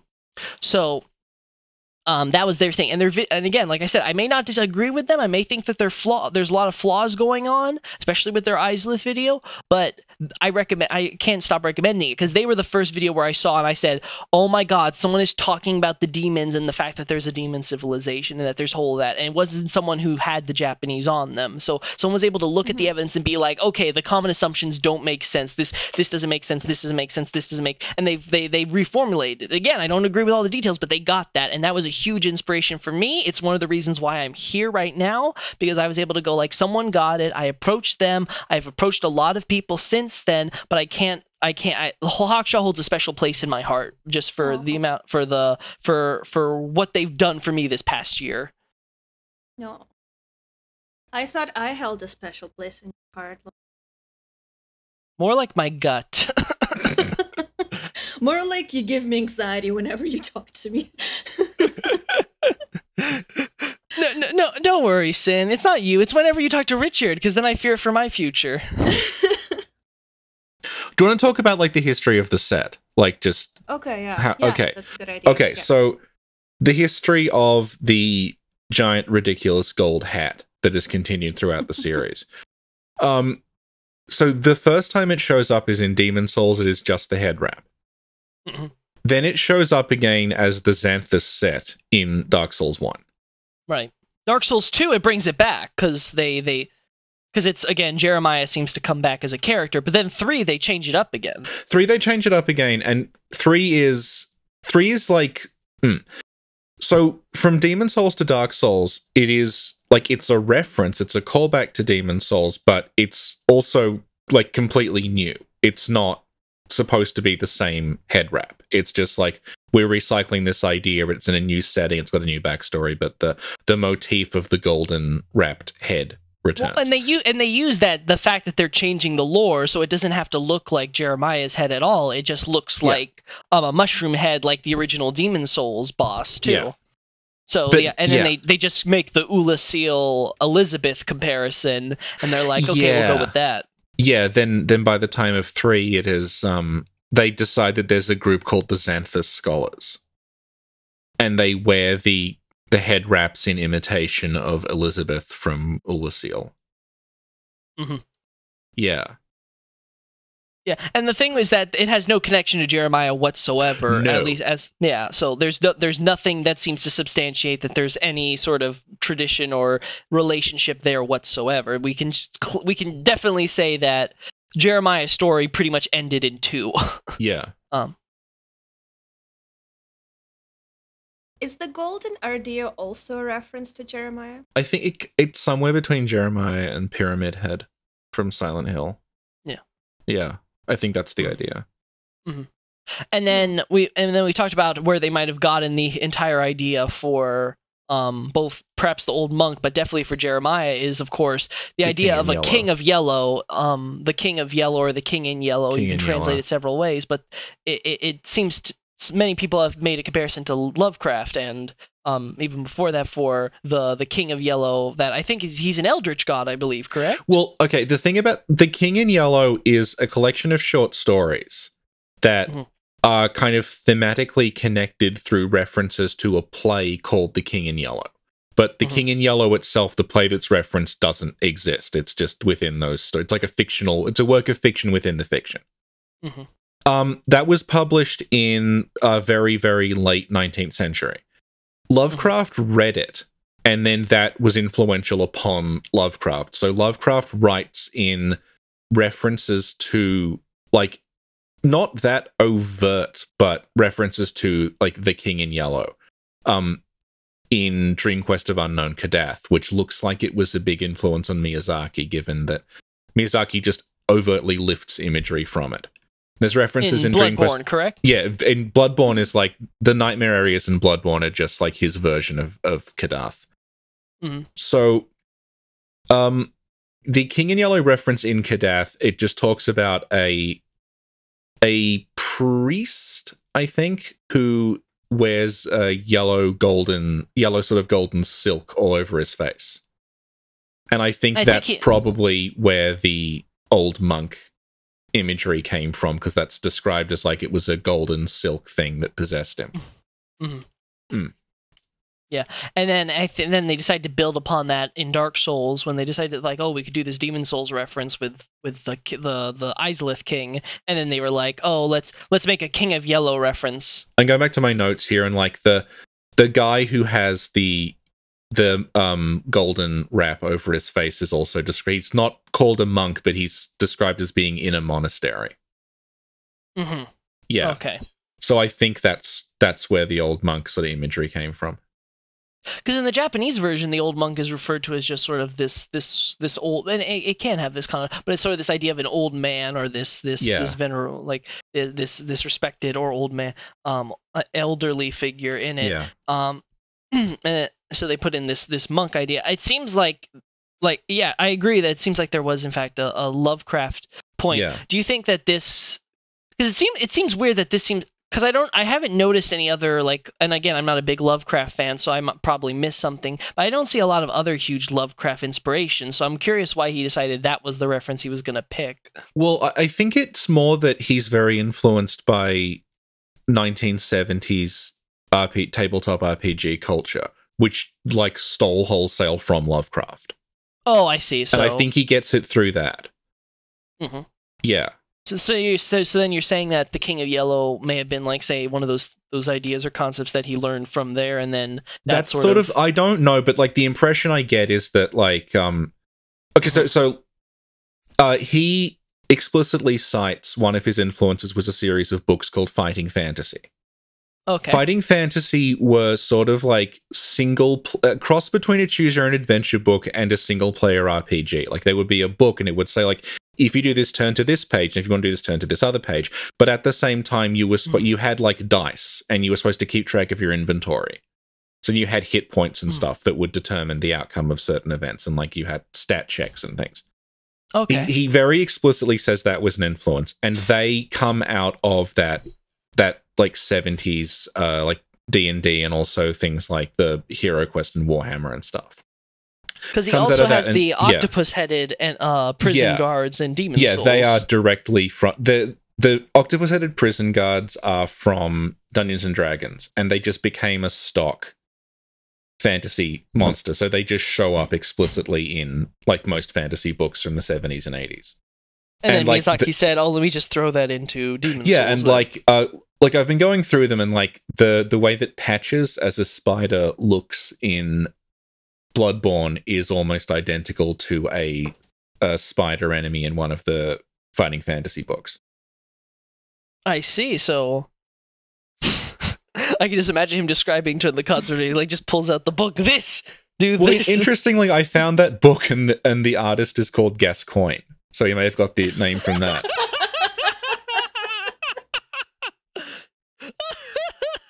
Well, that explains some of the name choices. Yeah.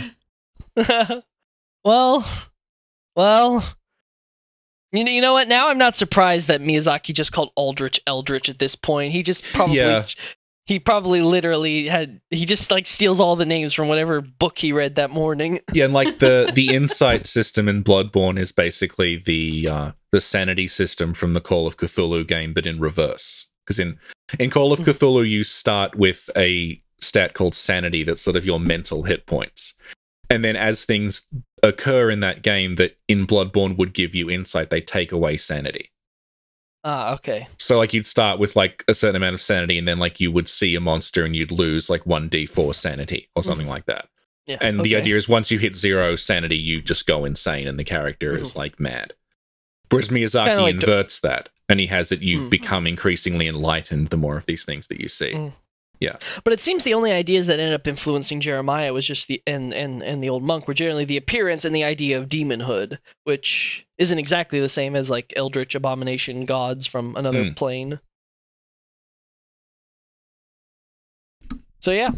Yeah. And like the chaos demons, the ones that like I think they're called chaos eaters, they're just like a hunk of eyes. Yeah, it's like they're called the Chaos of Izalith in Japanese. Yeah, they're quite Lovecraftian. Yeah, you can tell that just the way they're designed. Yeah, they remind me a lot of like Shoggoths or something. Yeah. So then are you because the thing with the demons in Dark Souls is that it seems that they're more demons by what's the word? By denomination than say by being. Yeah. Because well, one we see, this is especially obvious in Dark Souls 2, where demon comes to mean something entirely. It seems to just refer to generic monsters in Dark Souls 2, because they don't really have chaos demons or any memory of that type of much for that type of legend around anymore. But in Dark Souls 1, it seems especially that the demons are more so despised. Because there's the stigma against Izalith and its fire fearing and wanting to control fire controlling philosophy. We see this again when Salamon, after learning from Quelana, sort of starts kind of creating this springing up of pyromancers outside of Izalith into the world of man, and then suddenly we have these again they're called like it's a bit weird I don't know if there's a singular term in the localization, but in the Japanese, they're basically described as heretics. And they call outcasts a lot in the English. So the idea was that the pyromancers are, in fact, much like, say, the angelic faith. They are a heretical, say, I wouldn't say pagan, because that's reserved for the dark and the occult specifically, but the idea is that they're basically this heretical brand of god worshippers, and they have these ideas that are completely foreign from the way that the Anor Londo, the way of white specifically, orthodoxy sets itself. Yeah, it's pyromancy is described like almost like it's witchcraft rather than a sort of ordered logical system that. I don't know if we talked about it before, but the way that the Japanese calls, like, it doesn't call it pyromancy. It calls it jujutsu. Yeah. Pyromancers aren't explicitly fire wielders or fire throwers or whatever you want to translate that as. It's, they're shaman or witches or something. There's one accurate way they put it, which was calling it conjurer or conjurator in Dark Souls 3. That was a good way. Because what they did, because here's the reason why that was called that in Dark Souls 3. Because pyromancy is literally called not like a sorcerer, which is like a magic arts user, but it was basically like they were called shamans or witch doctors. Like it's basically you're a magic user, but it's this connotation of it's like because it's called like a spell arts user or a curse arts user, however you want to translate that. I would go with the spell in this case, but it's like the idea that there's this sort of tribal connotation to the magic. As I understand it, it's that pyromancy, the way it's almost like an intuitive form of magic that's passed down among these sort of shamans, whereas the way that they talk about sorcery is they talk about it as though it's a very formal sort of methodical system, and that's the... Well, for pyromancy, it's a bit half and half, and that's why Dark Souls 3 can go both ways. Because the idea is it's a brainchild of flame sorcery, but the idea was they wanted to design... The witches wanted to create it so the humans could learn it in a mass way. They wanted to kind of bring this to the masses in a way, and the best way they could do that was, of course, making it more faith-based. So they ended up becoming shamans, and of course, obviously, that's an obvious connection there. The idea was basically you would create this religious faith, but the term pyromancer has this sort of witch doctor connotation. So you have this very tribal idea of the mysticism for the magic, and that can be translated as conjury. So what they did in Dark Souls 3 was you had the pyromancer set, and that was sort of the spell arts user set, And then you have the Conjurator set, which was, they took out the art. It was just the arts was taken out, and they just called it the spell user set, if I recall correctly, or something to that effect. So that's why they ended up distinguishing it. But the spell arts could be translated as conjury, but the idea is basically you are essentially this more tribal idea, and you see that in the pyromancer culture. They live in the swamp. They want to be sort of this one with nature, because again, all of nature exists because the first flame created disparity, and that disparity created difference, and that's why everything isn't just rock and fog. There is now rock. This rock was able to become skin. It was able to become plants. It was able to become tree bark. It was able to become all these things. And so pyromancers try to become, and this is why I get so mad with Laurentius's dialogue getting butchered, because the idea is like, oh, like our ancestors. They're like, no, there's no ancestor worship here. None of that really is there. The idea is just that they want to be connected to nature, because fire is the ultimate ideal. Basically, it is the core of everything. It is the core of the universe. It is, in many ways, you could say, the true is sort of kind of like the pantheism idea of God, sort of to get into it. This sort of all natural, all part of reality deity that created. And so that by attuning oneself into that nature, one can then take the flow and understand and become more in tune with using pyromancy for creation. And this is why pyromancy can be used to create, say, like Engi's poison arts and stuff like that, because it's not specific. Or you say the stone armor stuff. I think it's called like stone flesh or something. Iron flesh. Iron flesh. Okay. Yeah. So then the idea behind that is, of course, like pyromancy isn't just fire arts. So it's not really pyro, but I'm fine with that localization choice because I think it's a cool term, but that's just me. But the idea is pyromancers are closer to like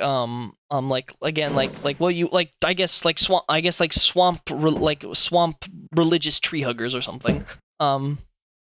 And then when you get to Dark Souls, still Dark Souls 1, because then when you talk to Laurentius and he sort of gets into the details about it, and he sort of talks about what they learn and what they do, he goes into the idea that the Great Swamp is this place filled with nature and that they ended up leaving there. But a really important detail that's brought up in 1 and 3 is that there's a parallel made between the pyromancers and the demons, because the demons are often described as grotesque and this ugly, but there's a funny wordplay going on here, because in Japanese the word for grotesque and this sort of like, oh, you're just disgustingly different, is also this word for atypical, or just sort of being different. Yeah. So sort of the faces in for pyromancers is more literally like a different face of the Great Swamp, and the idea being that you look atypical and the demons look atypical.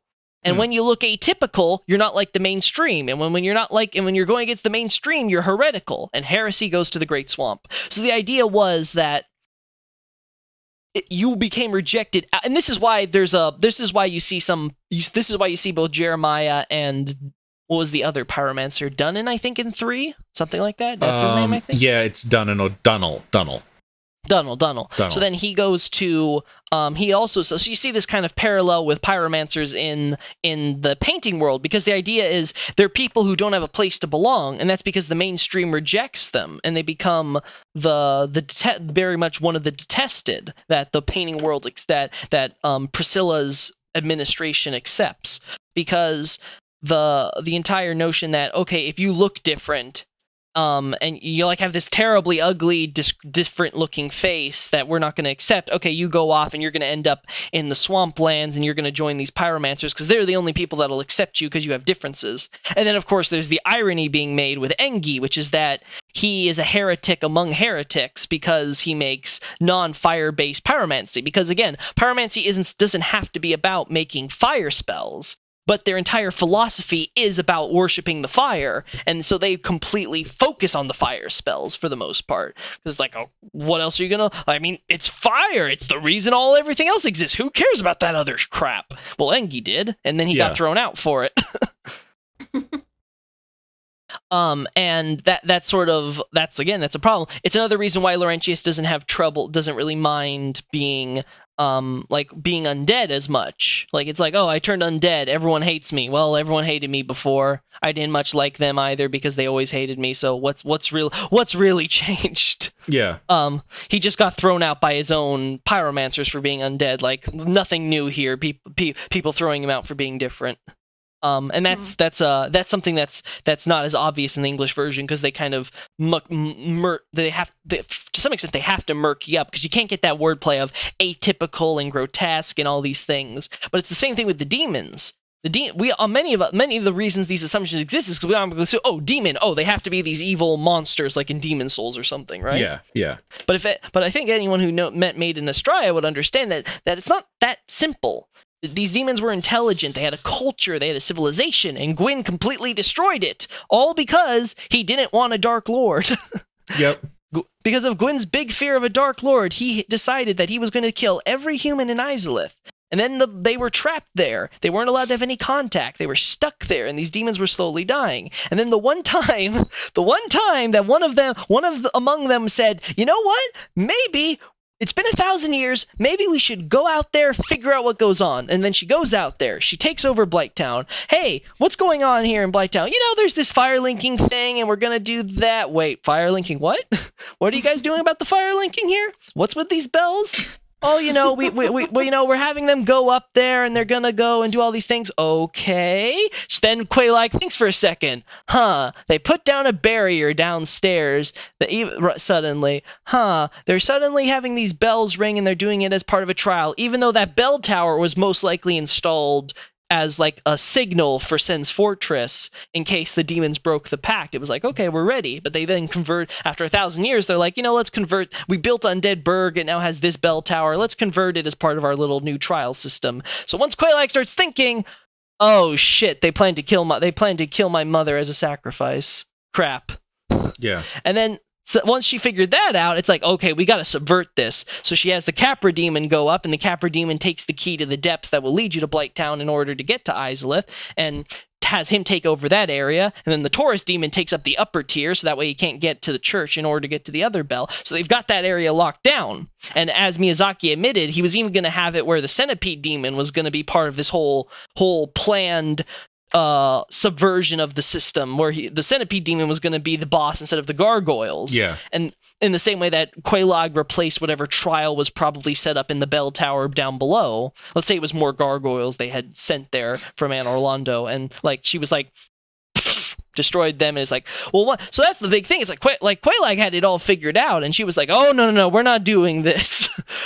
You undead heroes, wannabe heroes, come down here. We're killing you and making you humanity. We're gonna block you at every path, and you're not gonna destroy our chaos flame.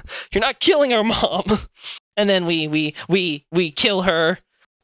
If we become a chaos servant, we basically stab the fair lady in the back, take the front door, kill their mom. We kill Ceaseless, who's just kind of watching, waiting for his sisters to come back after he's lost them. And this is an interesting thing with Quaylana, and this is what I talked about earlier. Quaylana was the eldest daughter, but she talks about, in her own dialogue, about this she talks about this running away, and she doesn't explicitly connect the two to the original creation of the chaos.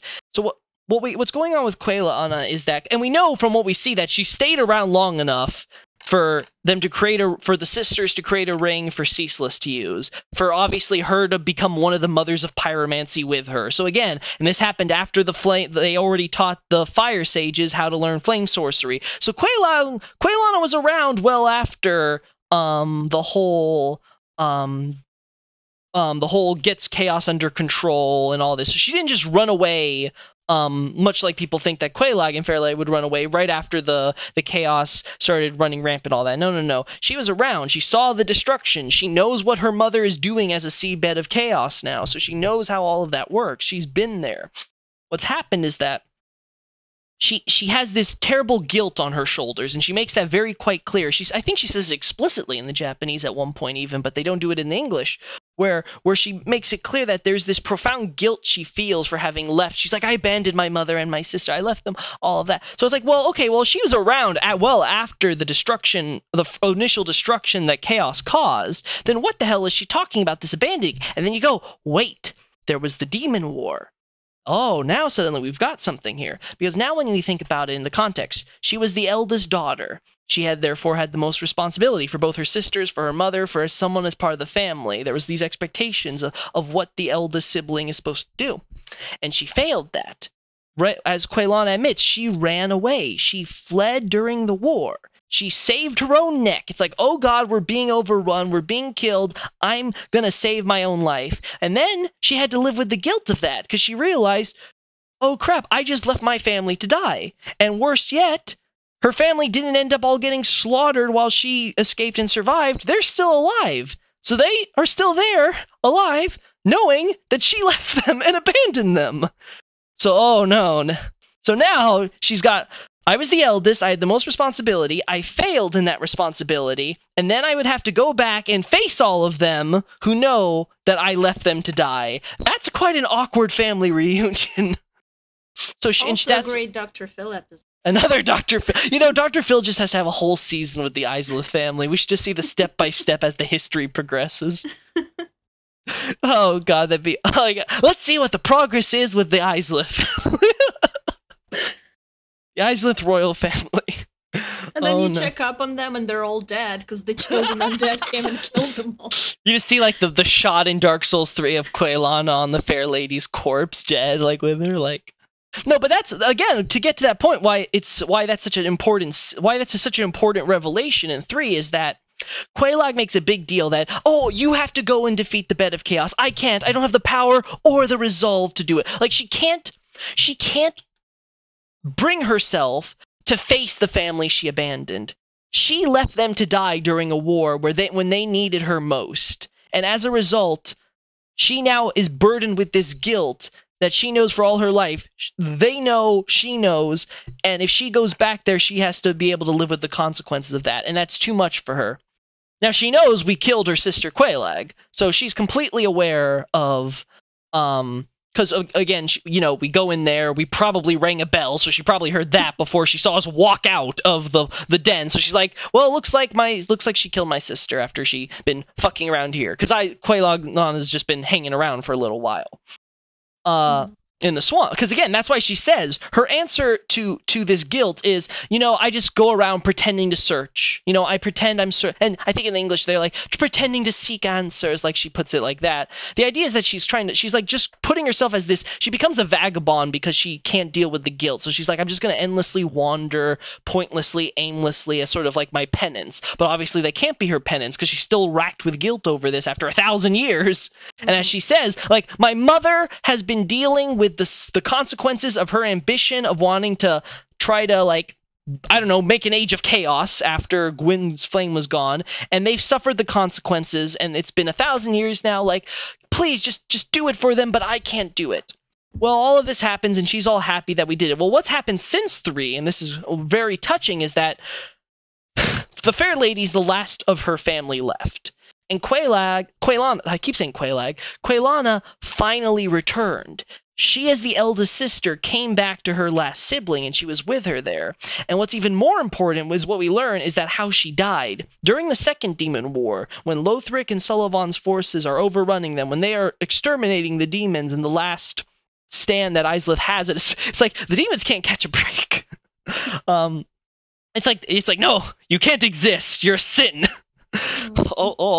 So they're being destroyed, and the fair lady's hidden behind the illusionary wall and all that, and all this thing.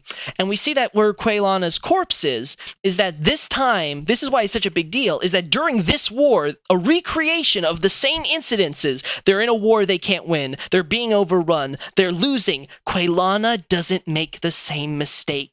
She stands and she stays and she decides, no matter what's going to happen, I'm going to be by my sister. I am going to protect my family. I am not going to abandon them in their hour of need. And that is so meaningful for what happens there in 3. So much is being packed into there, and emotion is being shown there through just the fact that their corpses were there, and that she decided she would stay to her dying breath. She was going to protect her family. And she was going to right the wrong she did the first time around in 1 that we see her racked with guilt in during that game. And it's such an impressive character development that we don't even have to watch through dialogue or anything. We just see, just because we see the jump from 1 to how a corpse looks in 3. And that is where Dark Souls shines. That was beautiful, Loki. So yeah. There's probably a whole lot of noise coming from my side of it because there's a huge storm outside and even I don't hear anything. Oh, that's all right. Yeah, it's really raining and I can see all these spikes on the audio track. It's fine. My boyfriend will clean it up. Okay, He's a professional now. Oh, I see. He managed to make me audible when there was 14 air conditioning working, and I was screaming at you the entire time, Richie. And it was still listenable. Are you going to leave the story about the tens of thousands of dollars of stock being destroyed due to an air conditioner in? Obviously. I think you should leave that in as a cautionary tale to anyone who's listening. Always fear the AC, lest you be consumed. Oh, man. Yeah. Oh my god, it's been 1 hour and 50 minutes. Well, this passes way faster than when Rich is talking. Yeah. I'm so sorry. I know. I had to talk about my favorite topic forever. It's actually making things interesting. Well, I hope it revitalizes at least Izalith as a topic for you guys because it's for me it's one of the most fascinating parts of the lore, the civilization, everything, and it's because it's deformed creatures, because it's all the cut dialogue and all this localization errors and mistakes, and it's such crucial stuff. It's you can't get this wrong. Same thing with Quaylana, same thing with it's once you understand what's really going on, once you understand what really happened with that, and you see it makes sense because now you look at 3 and you're like, oh, 3 makes sense now. It's okay. It's Loki, what? 3 will never make sense. It's once Izalith in 3 makes sense, it's oh, that's good. So you can see where they're building. It's they're not just, everyone likes to cry retcon. It's well, maybe they have done, but it's no, this was all stuff they're building up from previous games in this instance, and it's very, very, it's very heartful because it's the last bastion of Miyazaki in a Dark Souls sequel. Well, I guess I shouldn't say just Miyazaki, but FromSoft in a Dark Souls sequel using subtlety to tell their lore again. So Richie and I were talking, and we pretty much decided that... Well, I pretty much decided, because I made an executive decision, so Richie kind of has to agree.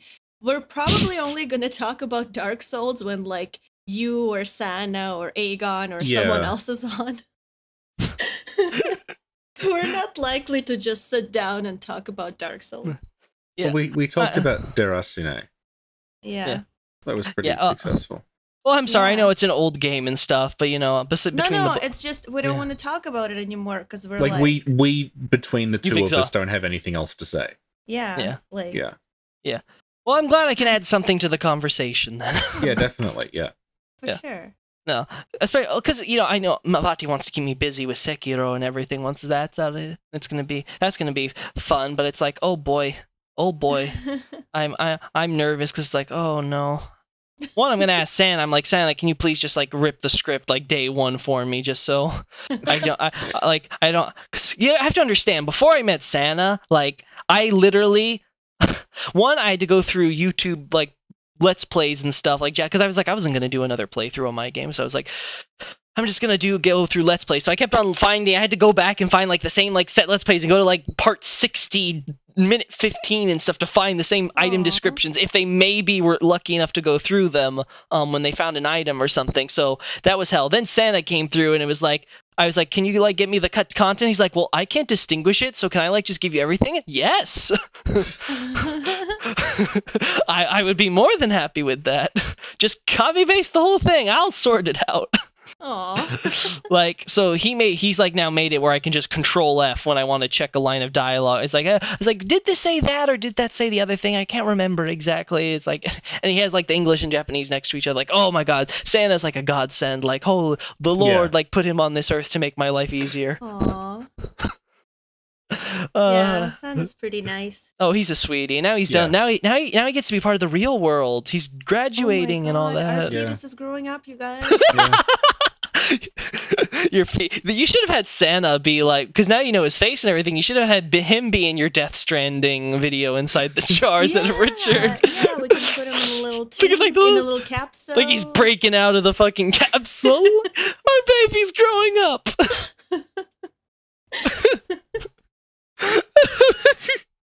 like, Sin, that's enough. I'm 45. That's great. It's great talking to you guys. My goodness, what a great way to spend a Saturday night. Yeah. Yeah. All right.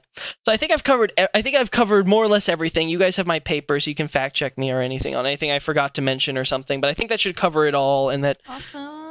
Yeah. Yeah. The only thing I don't like is because I'm unscripted, I rant, and I'm sure this isn't going to make as much sense to people as I would want it to. Have you heard these podcasts? This is like the most sense that any podcast has made in months. Lokey. Okay. Alrighty. Yeah. Well, Fine, I'll stop being a worrywart. Yeah, don't worry. All And right. everybody totally loves you. And people were actually telling me, like, okay, well, you know, your podcasts are fine and everything, but when are we going to see Lokey again? Aw, that's yeah, sweet. Lokey's stealing the show. I'm sorry. I'm sorry. Don't worry. Don't worry. I don't have Bloodborne or Daracene or any of that stuff yet, so it's like, that's all you guys. You got it. I'll just come on to chat about what is it now? A 7-year-old game Yeah. going on 8 that people still love for some reason. It's crazy, Yeah. huh? Yeah. Asana says that he hopes that Demon Souls will get remade, and I actually agree with him. Honestly, that's a game that actually I really would love to play if they ever like they say, Or he's even just hoping port it to PS4. Yeah, yeah. Yeah. that could work too. But I would really want to see it remade just because I want to see like next gen Blue Point style, like especially after seeing that Dark Souls remaster trailer, which was a complete cock tease and completely didn't reflect the final product whatsoever for what came after. I would love to see next gen Demon Souls. Like, oh gosh. Then I could go then I can go through the hell of playing that game. Yay. That's going to be fun. And maybe they'll hire me to relocalize the script, please. Just like you can keep the dialogue, just let me edit the fucking subtitles. Because like Sana, was it Sana? I think posted that thing that was like an article about Yes, he the posted localization to me process. about it. Yeah, and it's just like it was not smooth. No, it was not. Yeah, no. I said I'm not sure if you've read it either, but it's yeah. I just can't like. I've said it before. It was either this or it was blatant laziness. Like there was really no there was no way, and it must have been the same problems with Dark Souls 1, and they started fixing it up after Dark Souls 1 became popular, and it was like 2 and 3 they started improving the quality. Yeah. Once it became an established property, it was like, okay, we know this. People are actually going to like judge us a little bit. They never ever put it up to proper quality in my opinion, but they tried at least. You can tell. After 1 and Demon Souls, you could tell they tried. Oh yeah. But yeah, I just can't believe some of the stuff that they went. Because here's the thing that like I can understand like the getting things months apart. That's normal and all that. And the not getting too much context, that's fine and all that. But then he talks about things in that, like, because I think he's the lead localizer too. I think he confirmed that he was or something for that. They already got stuff in like the wonky, inconsistent old English that was never really that consistent that he had to work through. And I feel for this guy after that. Like that's pretty fucking bad. Like when it's already like when you're already being handed a pretty like crappy, inconsistent script that you somehow have to put into logical sense. And it didn't sound like he always had the original Japanese with him when he got these wonky versions either. So it was like, oh god. And then I wonder why like one of the gods in Dark Souls 2 has like 2 different names even though it's the same fucking god. And like otherwise the same description. Like, oh god, they needed an editor. There's 3 Baronakes. Like, oh, like the Ornstein thing. Everyone talks about Ornstein with like the whole like, oh, you know, Gwyn gave Ornstein that soul, so like that's not really his soul. It's like no, people. That's some localization fabrication shit right there. Because all it says in the Japanese version for Ornstein and all the Japanese fandom has ever understood it was that this is the soul of one who served Gwyn as one of the 4 knights. That's literally all it said. It had nothing about giving souls or any of that bullshit that they threw in there. And nuts again. Like, it's just there's so much. Yeah. Well, that's for future podcasts, I guess. So, yeah. Let's close this out, I guess. Thanks so much for again, Loki. Thank you. Thank you for having me. It's wonderful talking with you guys. Oh. He means me, Richie. Yeah. Okay, Richie, do you want to do the outro? I love how you just turn on the dime that way. Yeah, that was episode 11, and it was about Jeremiah, but also everything else even tangentially related to Jeremiah. Yes. Mostly Izalith. So yes, it's the Jeremiah, but not really. Yeah. Podcast. It's gonna be like Jeremiah and Izalith. The star-crossed lovers. The star-crossed lovers that had a lot that should have gone to therapy. All of Dark Souls would be solved if everyone just went on Dr. Phil. Oh my god. Like there should have just been the god of therapy in Dark Yeah. Souls. Alrighty, bye guys.